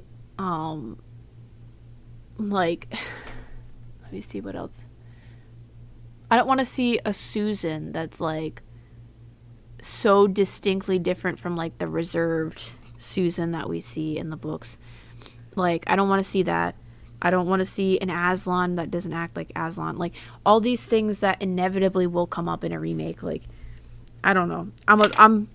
I'm worried, okay? I'm worried. And I definitely don't want to see, okay, a morally ambiguous Queen Jadis. A morally ambiguous White Witch. I don't want to see that. She's supposed to be evil because she's evil. She's supposed to be a baddie because she's bad. Okay? That would upset me if they're like, oh, she's morally ambiguous. Aslan was actually oppressive. If they do that, I'm gonna be upset. There will be riots. There will be riots from me. I'm kidding. But I just won't watch it if that is what people are saying it is. But that's my opinion on Narnia. I'm ranting about Narnia now. I hope you guys don't mind. I've gone a little off topic. Just a little. But I feel very strongly about Narnia, okay? I read the entire book series when I was like 11 or 12, something like that. And my favorite character is Reepicheep. If you don't know who Reepicheep is, he's a 3-foot tall mouse with a sword. And he's like the most distinguished little guy. And he twitches his whiskers a lot in the books. And I thought that was so funny and so cute. Like, I am Reepicheep's #1 fan. I love Reepicheep, okay? Big fan of him. Very, very, very sad. I won't spoil it, but very, very sad he only appeared in one book. I think it was one book. Maybe he had a small presence in another one, I can't remember. But yeah. That's that. I've gone on and on about Narnia now. Oh my goodness. You guys get all of my Narnia opinions. Hopefully it's enjoyable to hear me ramble about something kind of ridiculous. I don't know. But, well, not that the Narnia is ridiculous. I love Narnia, but you know what I mean. Let me see.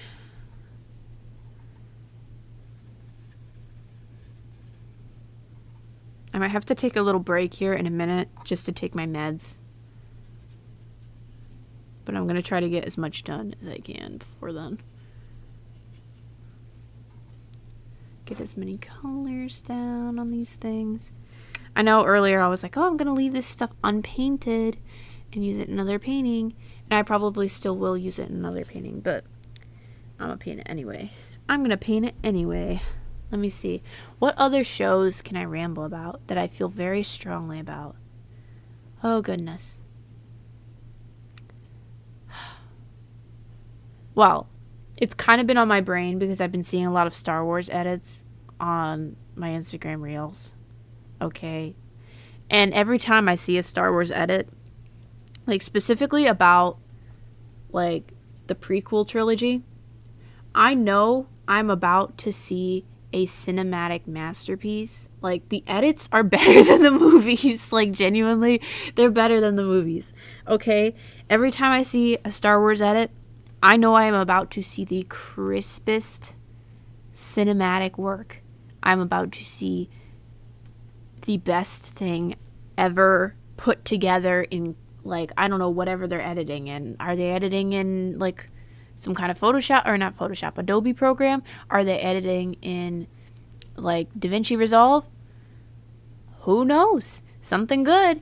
Cause just the talent. Um so I'm gonna rant about my Star Wars opinions too, because why not?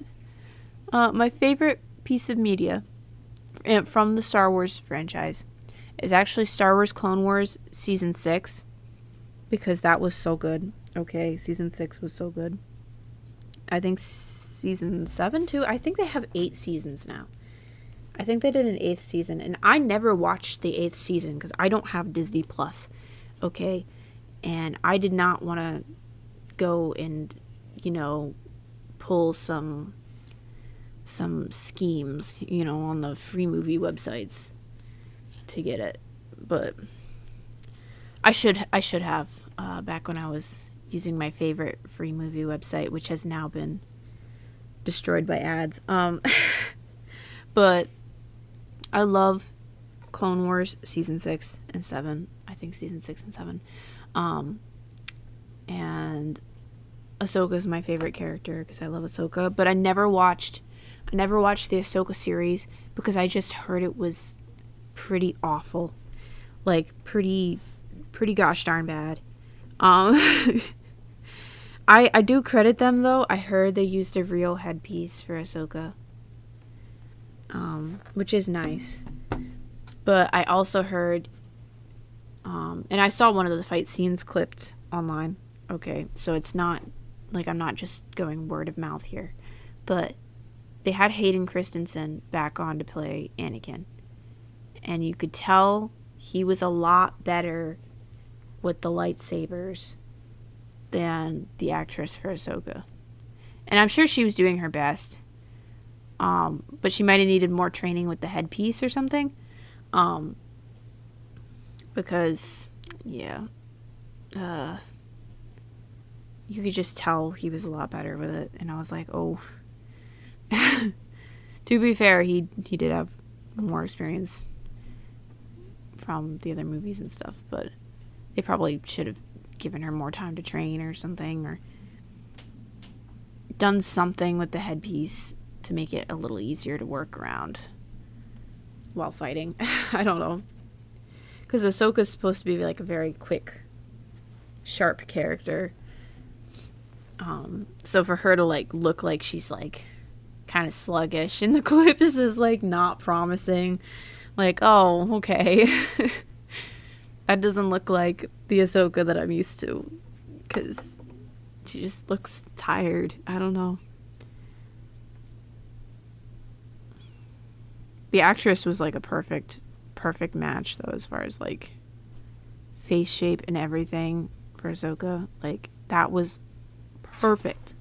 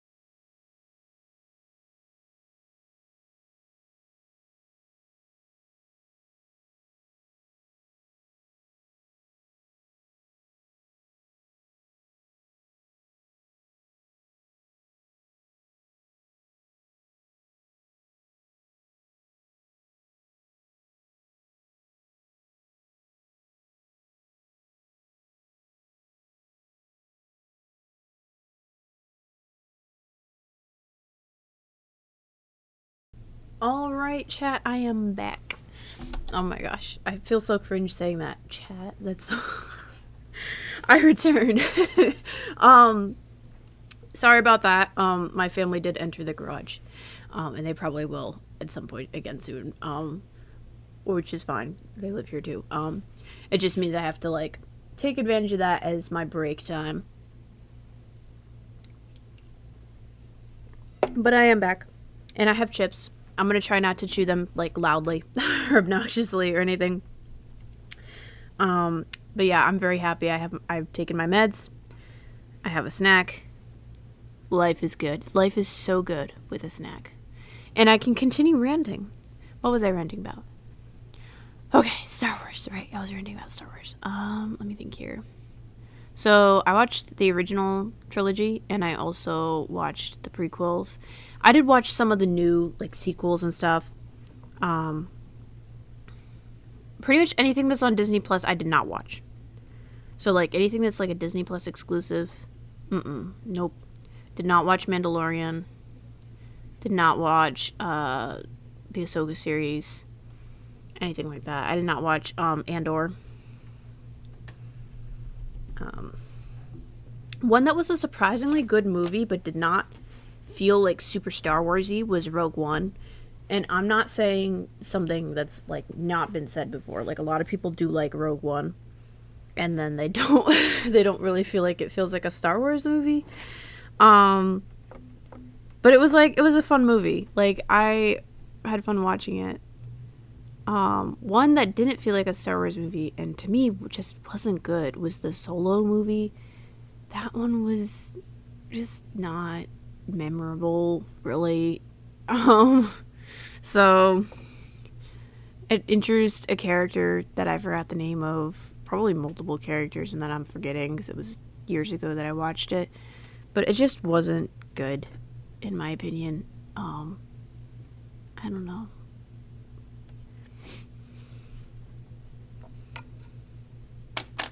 But anytime I see like a Star Wars edit, especially the prequels, involving the prequels, I know it's going to be like so good. Like just unbelievably good. The talent is unbelievable. Fandom creators are incredible. There's an artist I follow too. He does the pet foolery comics, like the Pixie and Brutus, like the cat and the dog that are like buddies in his comics. He has a side page like where he does like doodles and comics and things like that. And he made a Star Wars comic that was like Obi-Wan dreaming of when he was like a younger Jedi and Anakin was okay, and like he was asking him where his son is, and Obi-Wan's like, I can't tell you. I can't tell you where he is. He's like trying to protect Luke. And it was an interesting comic because as the panels went on, Anakin's face kept distorting, and then it ended with, of course, Obi-Wan waking up and like being pretty upset. So that, I don't know, I feel like the fandom sometimes understands this material better than the companies that wield it and own it, because I have never been touched by a piece of Disney media the way that I've been touched by that comic. Like that sums up so much about what the characters went through and stuff. Just I love fan art. I love fan art.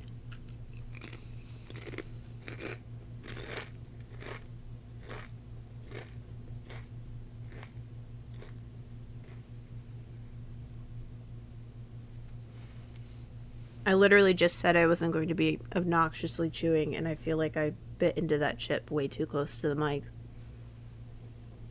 Way too close.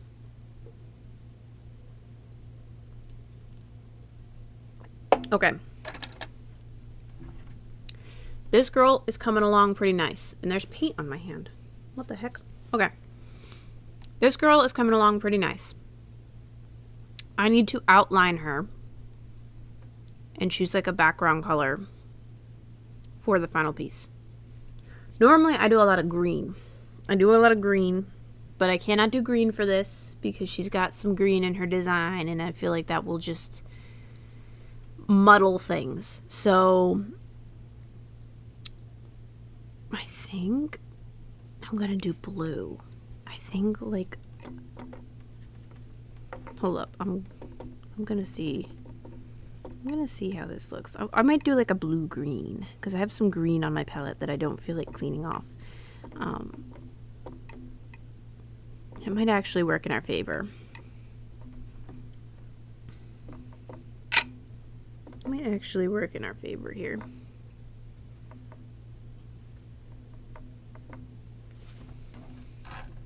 Okay.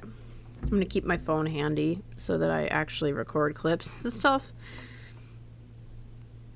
instead of like ignoring my obligation to record. I say obligation, it's not an obligation, but you know what I mean. I'm gonna want to make videos and reels of my painting process, and that's kind of hard to do if you don't record. Obviously I have the VOD, like I have the live stream saved on the channel and everything, but it's not the same as like getting these nice cinematic little clips, you know?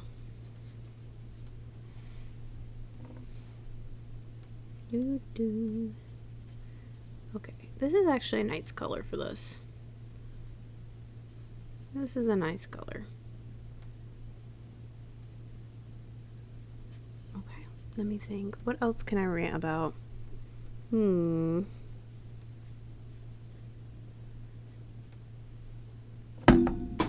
no, I dropped a paint bottle off my desk. Let me see if I can get it. I have no idea where that went. I have no idea where that went. I have no clue. It's gone. It's just gone now. I've accepted that it's gone. I have mourned it. I have gone through all 7 stages of grief.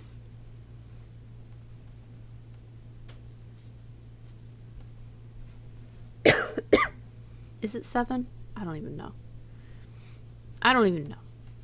I'm not educated like that. Well, actually, I am educated. I'm not trying to sell myself short.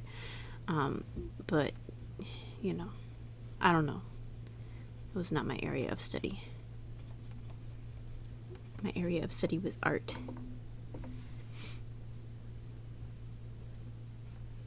I'm just going to surround all these little items in this green. Blue-green kind of color. It looks kind of gray on stream, but it is a blue-green. That's a nice medium, because I wanted to do green around her, but I was like, she has green in her design. What am I thinking?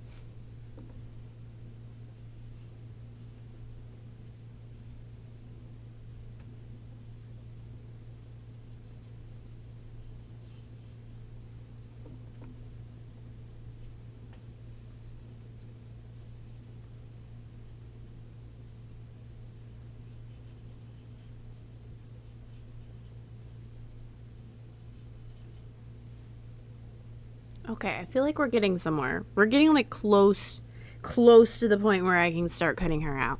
Like, she's looking good. I'm excited about it.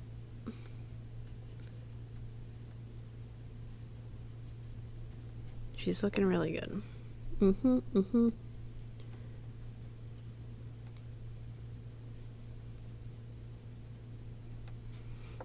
We started a fairy last week that I have to finish at some point too. She's like our strawberry cheesecake fairy.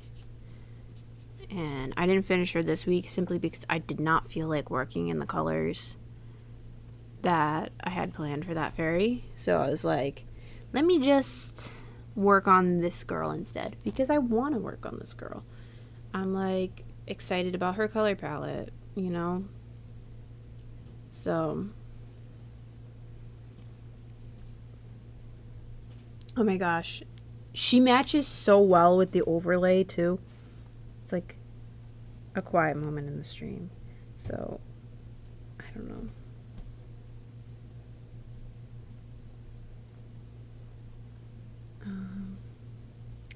I want to look at the thumbnail, make sure the thumbnail's set right. Sorry, I'm getting quiet here.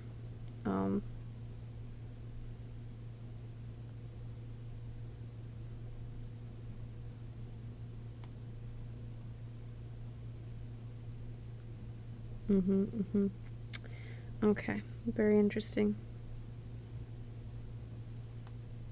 I have like a scheduled live that's not supposed to be there from this morning. I was having trouble getting going. So I scheduled one ahead to like pop up and show people. And for some reason that one didn't sync with this one that I'm actually currently streaming. So that's a little strange. Not sure why that happened, not sure what I did wrong, but it's showing as like a separate thing. Oh well. It doesn't matter. Okay. She's looking pretty cute. I feel like she's looking very nice, very, like, excellent. We're gonna take a quick little clip.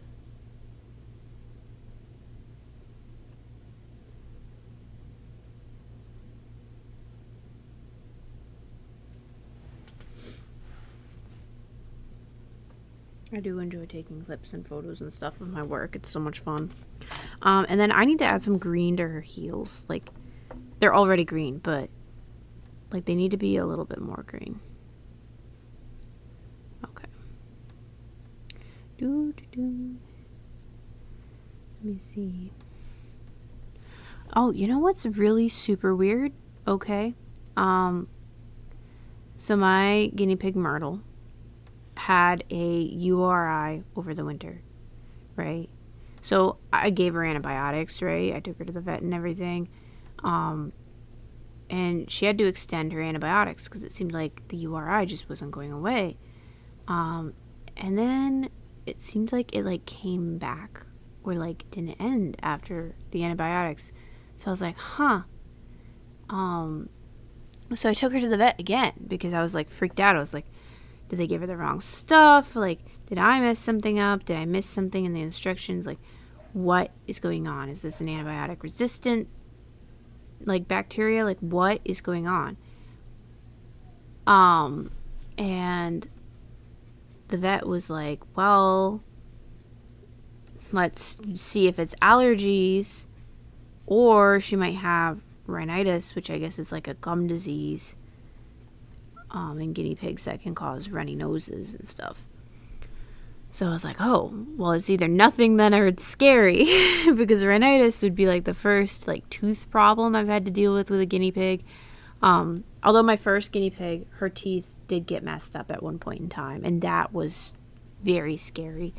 But that was at the end of her life, and she couldn't get them fixed because she was just so sick. The poor baby, like she just was not doing well. And I'm sure that's part of why her teeth got messed up to begin with, but let me see. So I was like, oh, that's scary. That might mean surgery or whatever, because Myrtle's like healthy enough that we could probably do that. I don't know, depending on how much it costs, I could do it.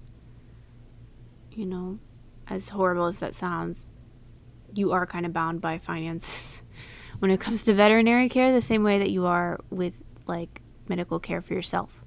And let me see what was I going on with. Oh my goodness. So the vet was like, give her saline drops a couple times a day and use a humidifier and see if it's just dry winter air causing this. So I was like, okay. So I brought her home, and by the time I actually got the saline drops, because I had them like delivered, like I had them do like a overnight shipping thing. Her nose had stopped running. By the time I got the dehumidifier, I hadn't seen a drop of runniness from her nose in like a week. Okay, and this was back in February that I was dealing with the tail end of this.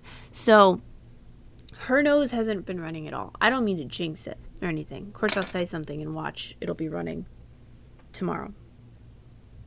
But she's been good. So I'm like, was that all because of the cold air? Was that all because she was too cold, or like her passages were still irritated from the URI? Like, what? Huh? So I'm gonna watch and see. But that was back in February, so she's been good for a month now. I haven't even had to pull out the saline to use because I'm like, she seems perfectly fine. I don't even know what to do. I'm like, what do I do next year? Like, do I give her the saline preemptively next year to see if she does well? Do I run the humidifier next year to see if that helps? Like, if next year it pops up, do I take her to the vet? Or do I like go, oh, let me use the humidifier and see if it gets better? I don't even know what to do. So, you know, life is crazy. That's all. It's a crazy, crazy world. And guinea pigs make it more interesting. That's for sure.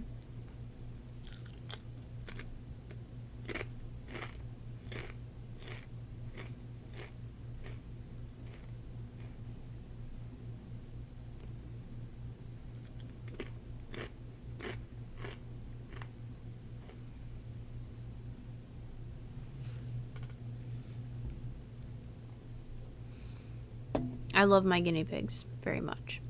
Obviously, they're delightful. They're very sweet creatures.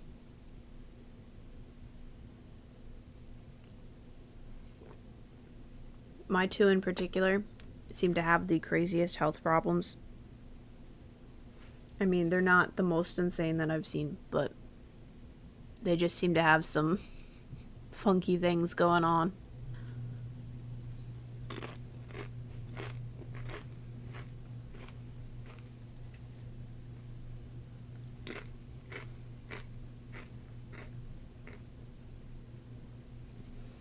I am really glad she's okay, though.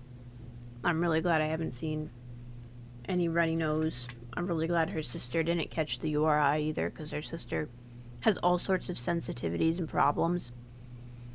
And for her, critical care, like, is good. Critical care is good for both of them. They both like it. They both do well on it.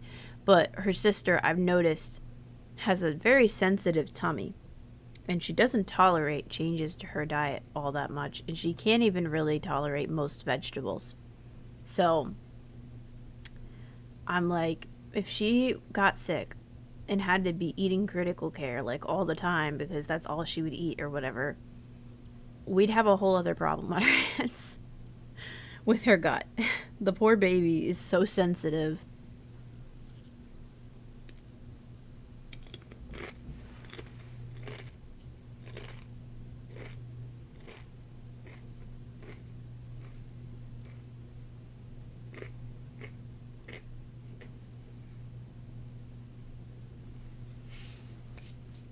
Okay, we are going to pull out the white acrylic paint.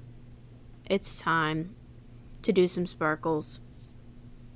And then we'll go in with colored pencil and add some shadows and everything. But I need some sparkles. We need some sparkles. I fear it must happen.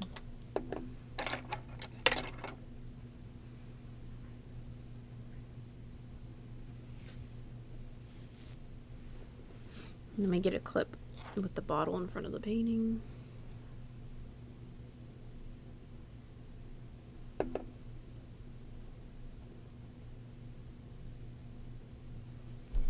Okay, and then start going in.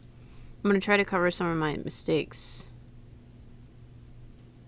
with the white acrylic too.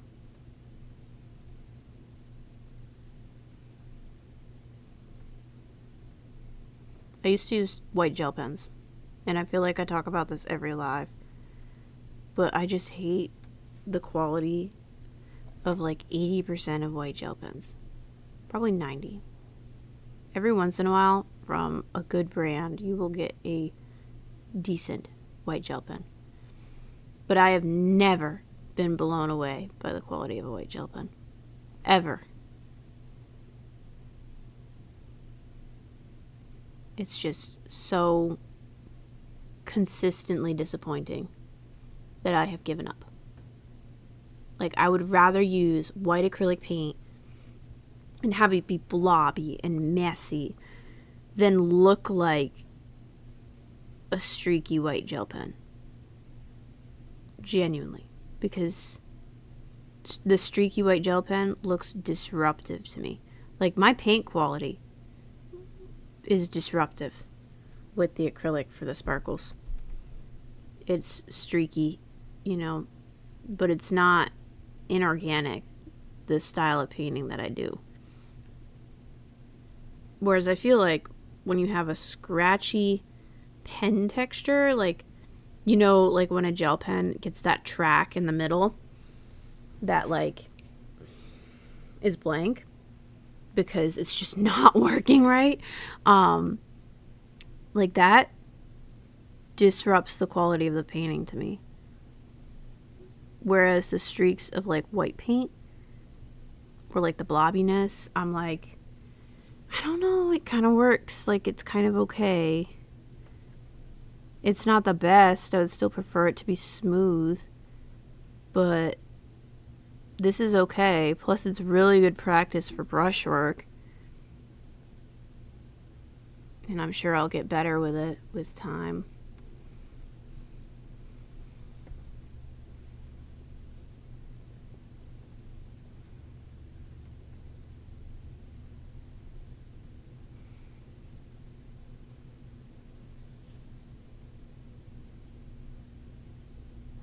Like, this to me feels like it still suits my art, even though it's streaky.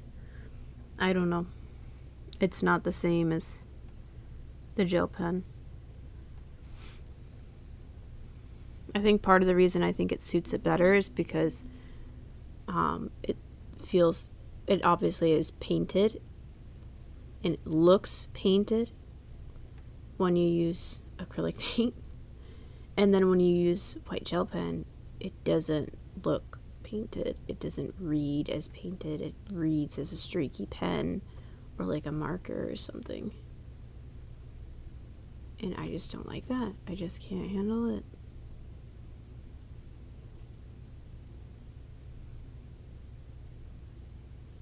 I don't know. So, that's that.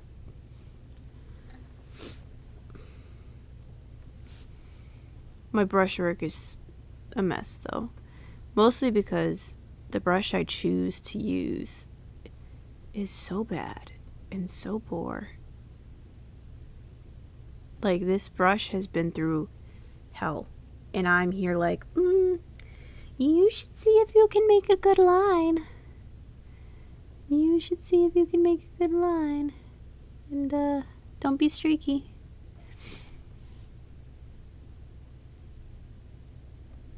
You guys can hear me, right? Yeah, you can. Okay. I wanted to make sure. I got paranoid because I programmed that mute button in, and it was just a little too easy.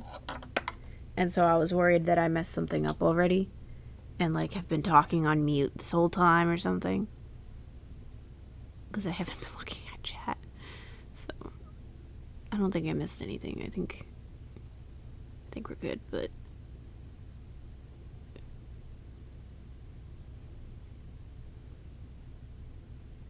Do.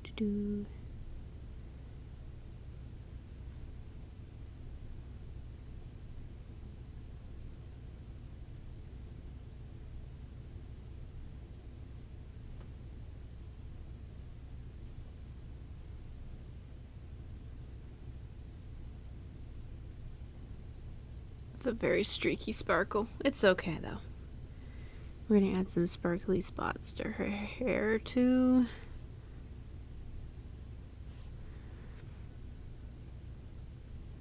And add some to the stitches on her corset. Or her bodice, I should say.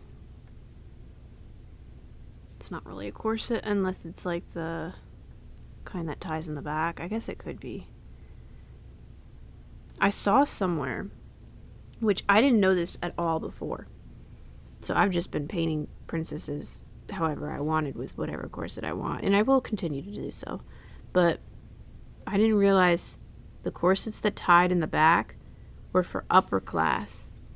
And the corsets that tied in the front were for lower class. Because obviously you have to be able to tie yourself into a corset if you're not getting help. Whereas, you know, if you're upper class, you have people helping you get dressed. It just makes so much sense, and I didn't know that.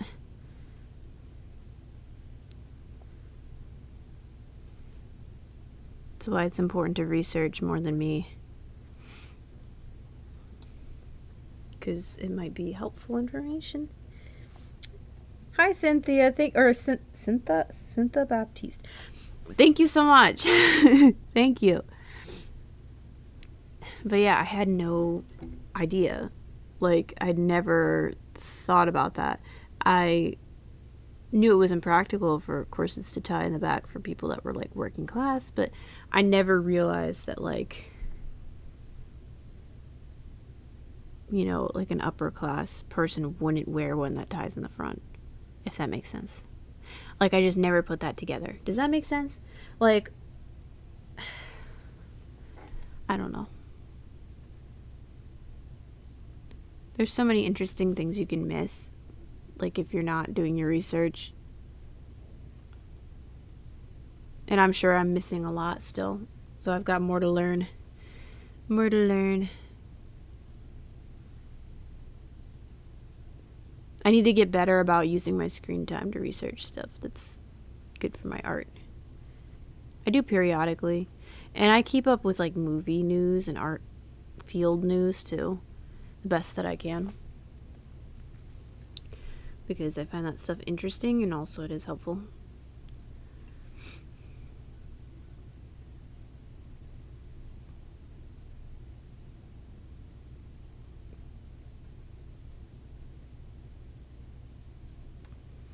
Let me get a little shine there. Okay.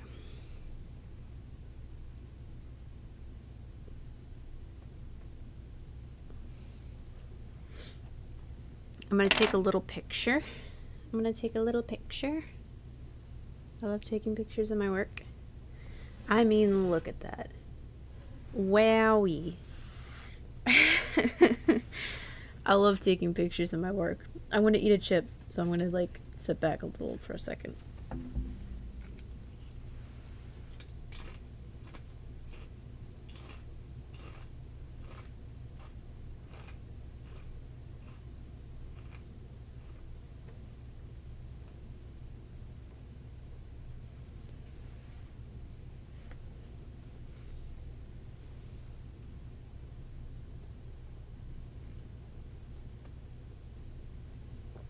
Okay. Let me think. What can I rant about while I give that a second to dry? Because I don't want that acrylic paint to smudge. So we're going to give it a second. I'm going to update my Instagram story while I yap. Because I love to do that. I love to be updating.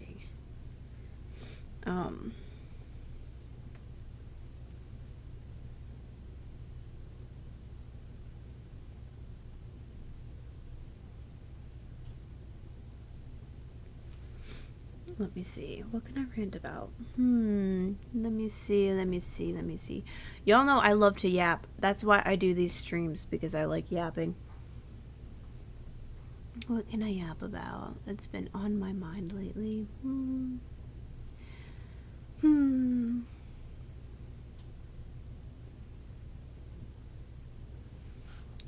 don't know.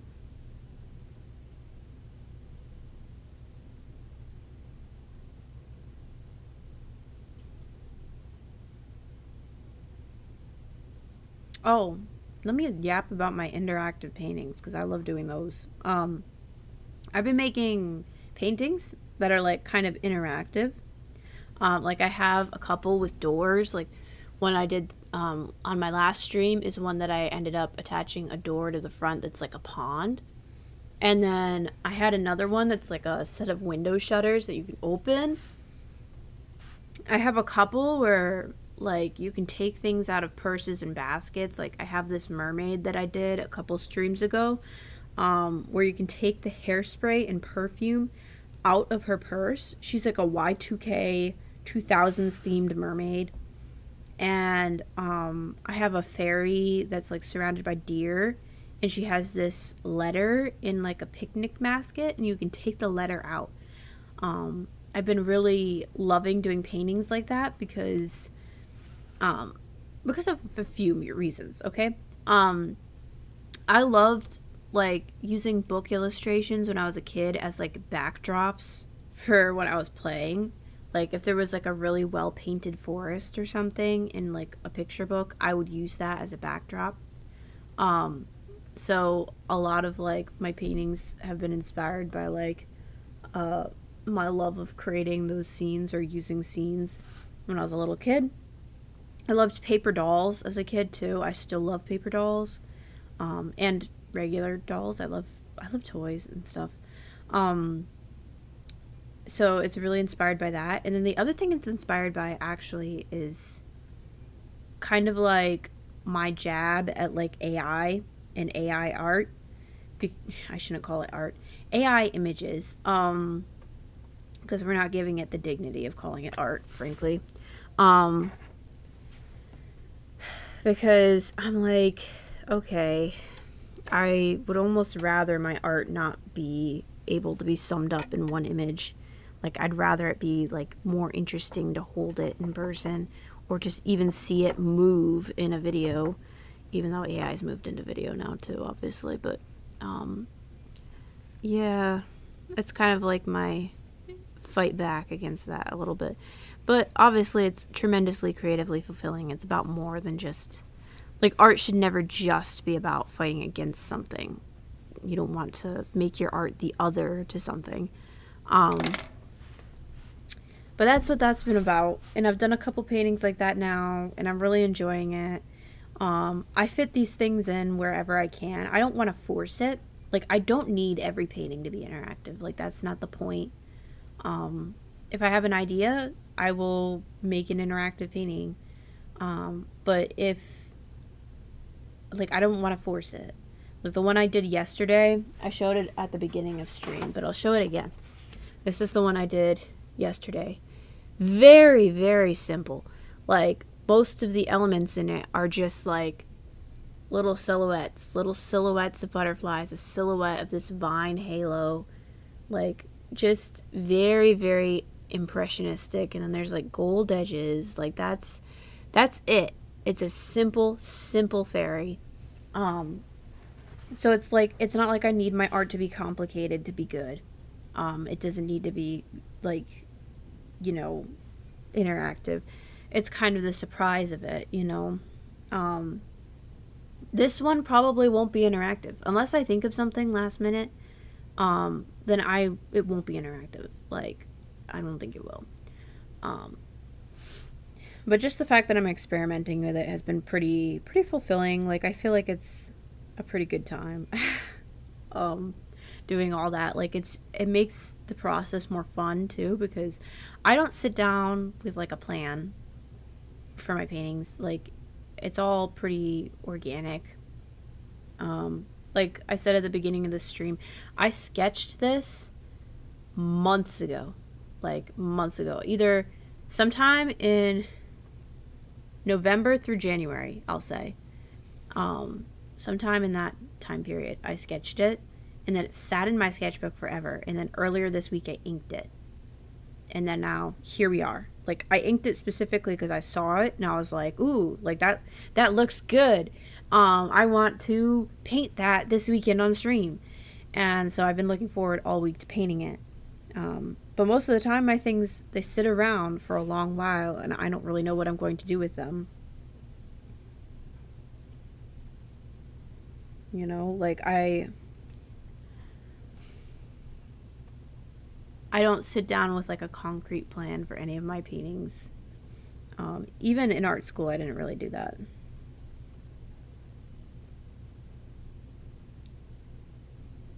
Unless I absolutely had to. Like, they'd make you do thumbnails. And thumbnails are good. I like doing thumbnails to get ideas down. Like, if I have an idea and I'm worried I'm going to forget it, I do a thumbnail. And sometimes I'll do 2 or 3. But 90% of the time, I don't do thumbnails because I don't know what I'm doing. Like, I don't know what I'm doing.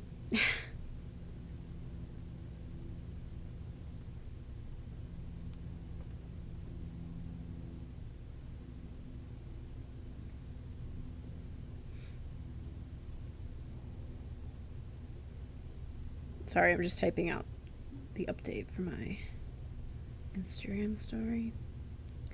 Okay. Yeah.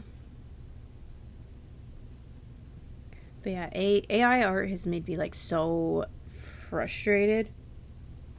Like, I'm just glad there's like a fight back a little bit for that. Like, just keep making art anyways because human art is better. And I don't know, there's hope in that for me. I think people will continue to seek out human art and stuff. Frankly, I should release like an actual video on my thoughts about AI art rather than just rambling in a live stream. Because there's a lot. I think AI is so dangerous. Like, it's so scary. It's already scary. It's already dangerous. But even it's going to continue to be a problem. So I don't know. And I've played around with AI, not for like actual use, like in my art and stuff, but like I did videos where I redrew an image that I generated specifically for the point of showing the human creativity, like the soul in artwork and stuff, specifically to show how little intention there is when you're generating an image and the fact that it's not real art. And I don't still make those videos because I feel like I've made my point in the first like 2 or 3 that I did. Like, you get the idea, right? But I definitely want to create like a video talking about the dangers of the AI and stuff, like just to kind of ramble about it because it is something I think about all the time.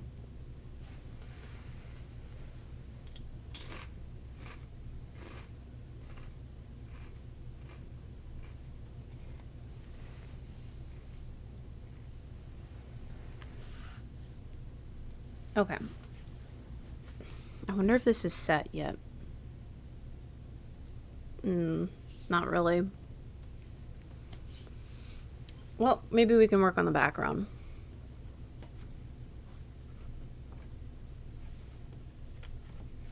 Maybe we can just set her aside and work on the background.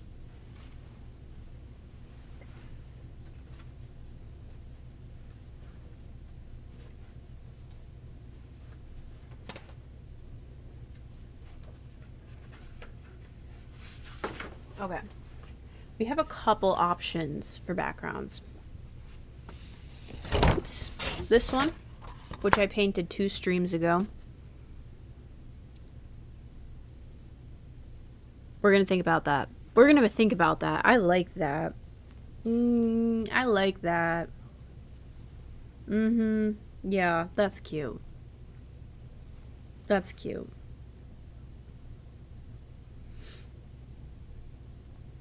I like that a lot.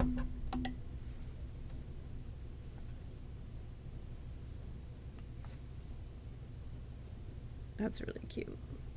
Oh my goodness. I'm taking a screenshot with that setup.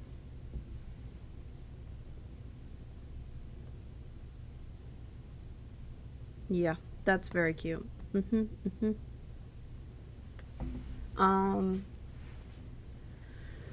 But again, she has green going on already. Like, I'm a little worried how that's gonna mix. Like, if it's too much. I do have a blank piece of paper that we could paint another background if we need to. We can paint another background.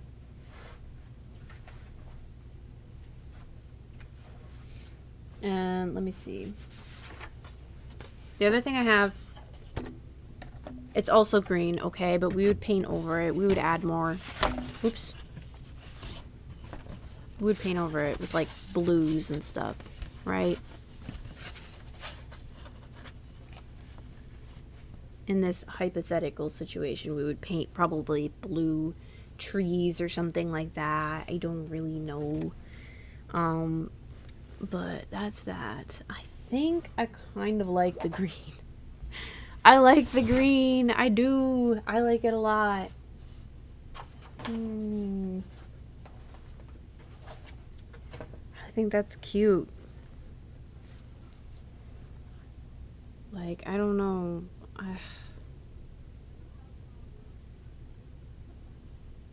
I just don't know what else I'd include in the painting if we're going with the green. I'd have to probably surround her with the cinnamon rolls and the teapot and the teacup. And like the flowers rather than the leaves. I mean, I could include the leaves too, but that would probably be that. I'm a little conflicted.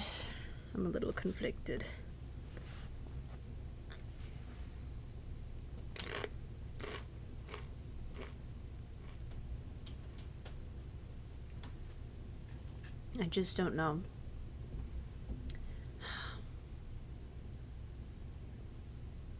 I don't know. Hi, how are you? Welcome to chat. We're almost finished with this girly. I just need to figure out what I'm doing with the background. I like the background. I'm a little stuck though. I'm like, if I cut her out, I've got to take her out of frame and then cut her out and then lay her over the background and see if I like it.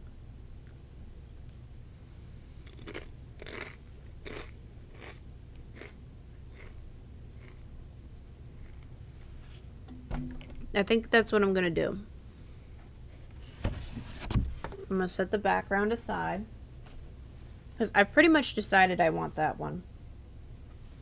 In spite of the fact that I said I wasn't gonna do green for the background. Okay, I'm stealing her for a second to cut her out.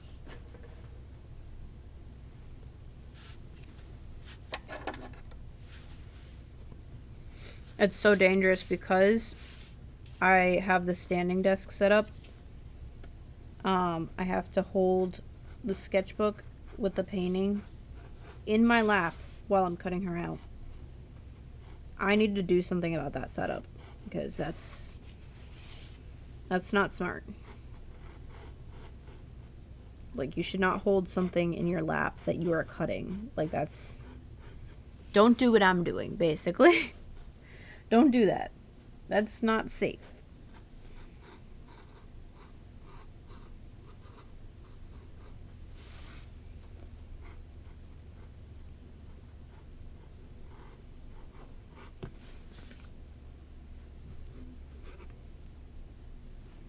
I'm gonna try to cut as close as I can. I know I'm out of frame and I'm so sorry. I've been doing a lot of yapping and then not painting for a while during this stream. I kind of like it. It's kind of very chill because I just rant and rest my eyes.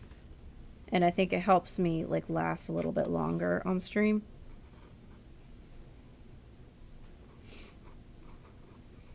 But I don't know if it's interesting to watch. Like, because I don't know if people primarily watch my streams or if they listen. And if they primarily watch, that could be a little annoying. That could be a little annoying. I know when I watch, like, streams or VODs, usually it's VODs,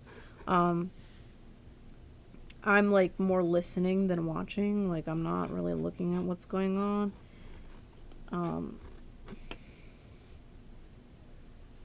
Unless it's like a story heavy video game playthrough, because I have been watching those Resident Evil playthroughs recently, and those are fun. I watched a playthrough of Resident Evil 1, and I need to watch the second half of that, because I think I said it earlier, but the playthroughs are different depending on which character you play, because obviously it's like a story puzzle game, and I didn't know that. So after I finished the first playthrough with one of the characters, I just kind of moved on to watching a playthrough of the second game, not realizing it's different. And I was like, oh. So that's been what I've been watching while I'm painting, and that's my connection to VODs right now. But anyway, usually other than that, if I'm watching a stream, like I'm not locked in, and even those I'm not locked in, I watch while I paint. Like I'm just listening.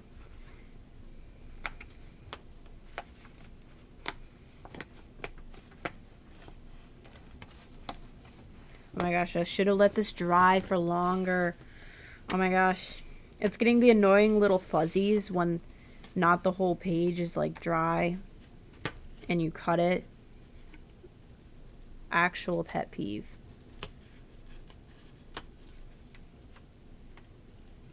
My actual pet peeve. My actual nightmare. And it's something I face bravely every single day.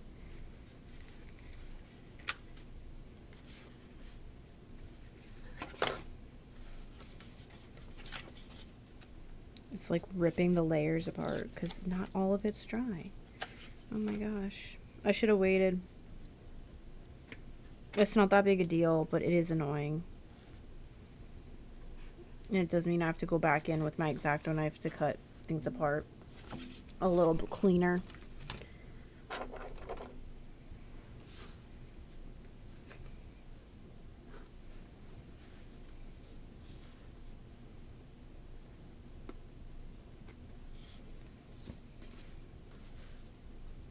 Okay. She is ready to go, I think. I'm sorry, I had to take her out of screen forever. Oh my goodness. But yeah, there she is. She's free. She's been released. And we'll make sure she looks good over the background. I don't know that I'll get to finish this girl on stream,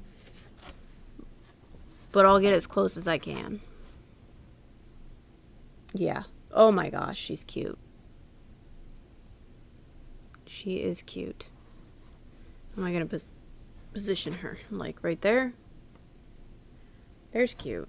Because I don't want her to be too far up here, because I kind of want... Like, I usually cut around my paintings, even at the edge. So maybe I'll do like a... You know? So if I bring her down here, at least it can be kind of even all around. Or I could turn her. That looks good too. I'll probably do something like that. I feel like that's really nice. And I feel like because of where she's looking, you get like a, you know, from her wing to like, I don't know. Because she's all kind of, I don't know how to describe it. You get a line of direction, a line of motion, whatever it's called. Whatever that thing is that they teach you about in your art classes. In my art classes. That's what I learned anyway. Line of action or whatever it's called. I don't know.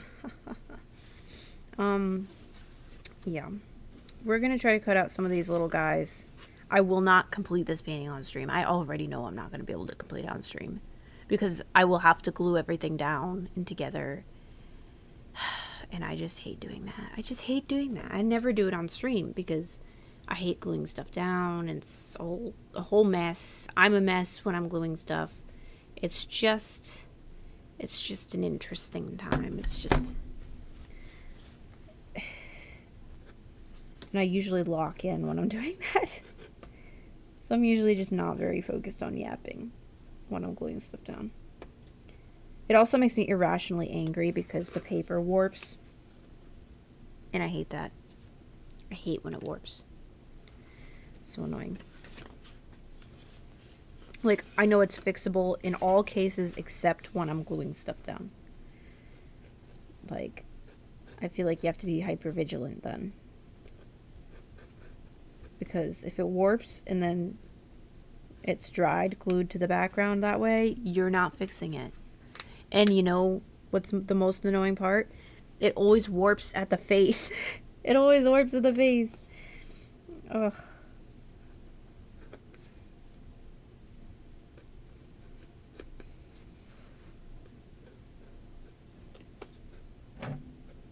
Okay.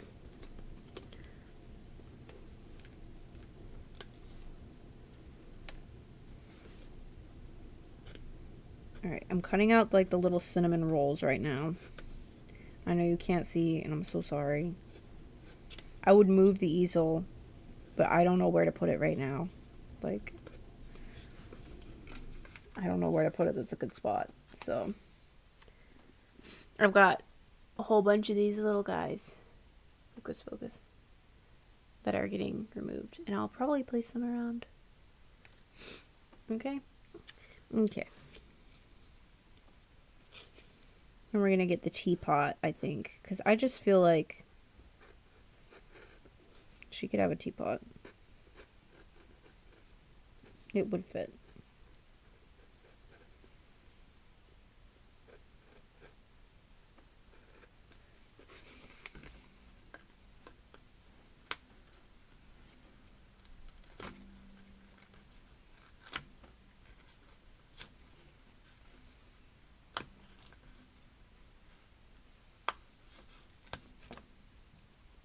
Okay. Here's our teapot. It needs more painted details, but still, we have a teapot. Okay. We're making progress. Do we need a teacup? I feel like we need a teacup. And I have a teacup, but the scale of the teacup versus the teapot is a little strange. We're going to move forward with it anyways and pretend it doesn't matter. Pretend it doesn't matter at all. Because I'm probably also going to add the candles I made in this thing. So, yeah.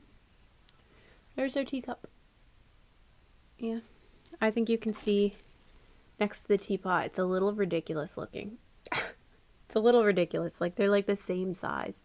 Like, so, a little silly, but doesn't matter.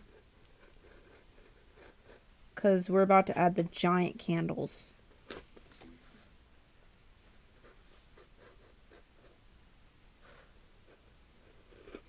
Okay. I feel like the candles are fitting. And I feel like since I have done something strange with the scale of the teapot and the teacup already, that maybe it's okay if we have some giant candles.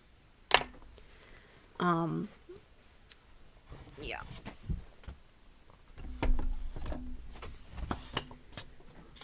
We're not going to glue everything down because, again, I feel like I need to be, like, vigilant for that. And also, all the acrylic paint is not super dry.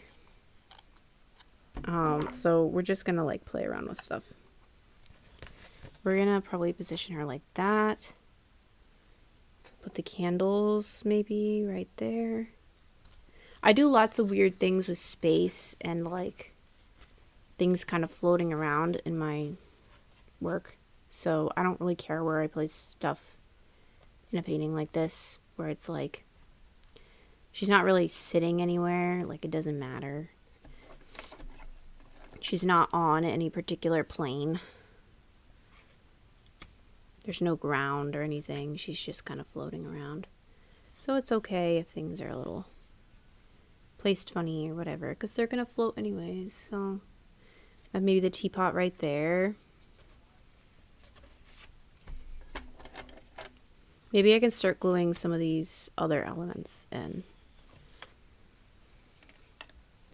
I'm definitely not going to get the fairy down, but maybe I can get some of these other things kind of going.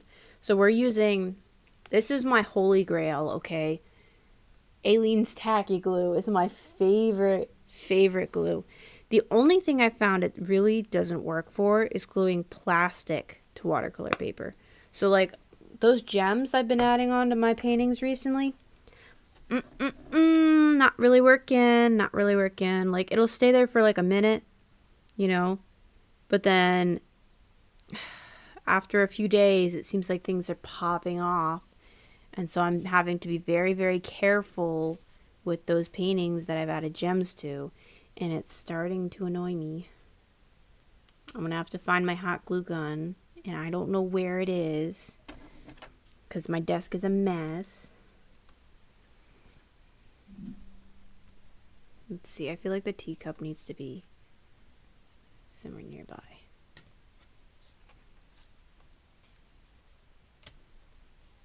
Somewhere right there, maybe? But then it's so close. I'm going to do right there.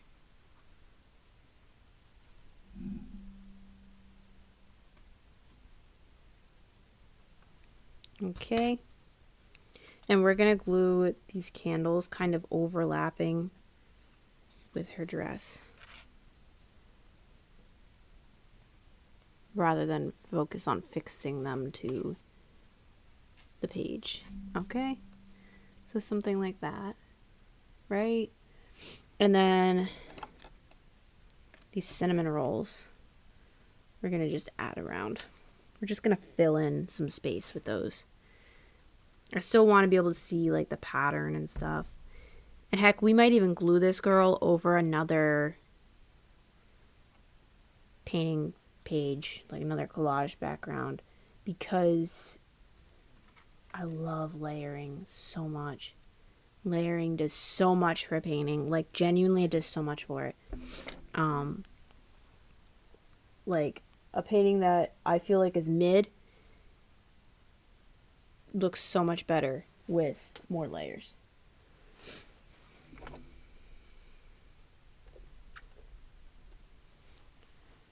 So I choose to add as many as possible.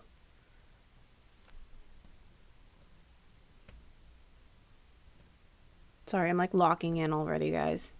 I'm gonna have to go back in and add colored pencil values and stuff, but that'll be probably after I glue everything down, so I probably won't do that on stream. Unfortunately, this is just the way it is when you're gluing things down and you have to wait for everything to dry, and the tacky glue takes forever. It takes forever. I mean, it's not slower than most other glues, but definitely takes more time than paint. Oh, shoot. No. Okay. I'm losing things. I'm losing things off my desk. I still don't know where that purple tube of paint went. Like, that's gone. Okay. We're going to add a cinnamon roll right there, because I feel like she needs one other item that's kind of like interacting with her dress. At least right now, one other item. She's going to have maybe some like half painted things around her, like with white paint. This white paint is so cheap, okay? And by that I mean like it's kind of poor quality. It's kind of awful. It is also monetarily pretty cheap because it's shuttle art, but it's like it dries streaky, and sometimes that is the bane of my existence, and sometimes I'm like, oh, that kind of works. If I want to do some half painted details, it kind of works. Like if I want the impression of like some butterflies or something, it kind of works.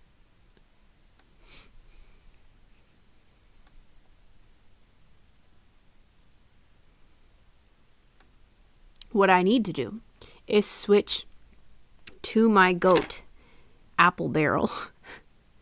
apple barrel, the cheap Walmart 50-cent paint bottles. I have never experienced streaky paint from those.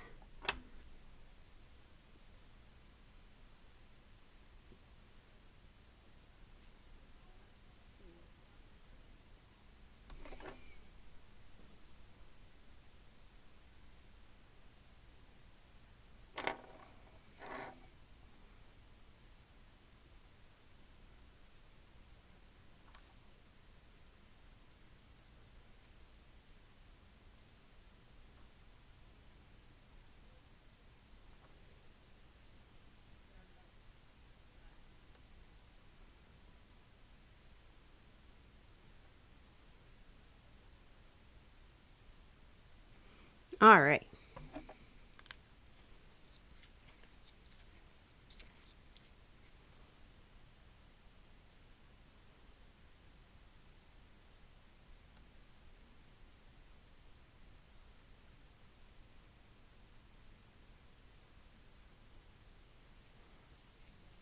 All right, I locked in there for a minute. I'm so sorry. Oh my gosh.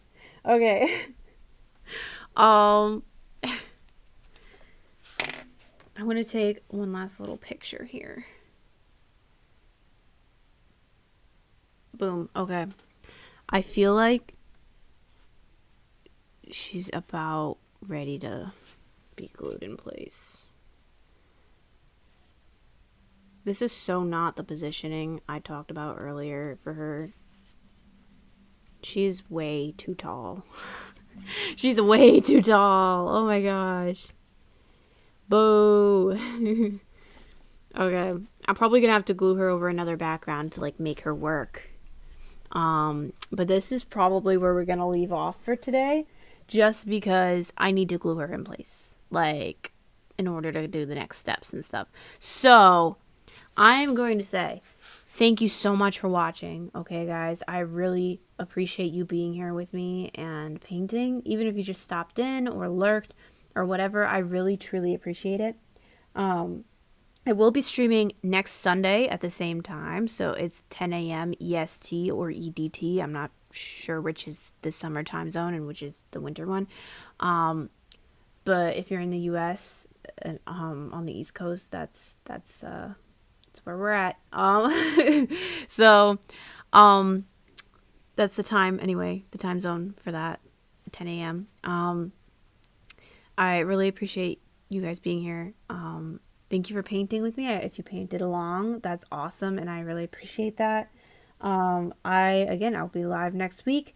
Look out on my community tab for my upcoming like YouTube videos and stuff.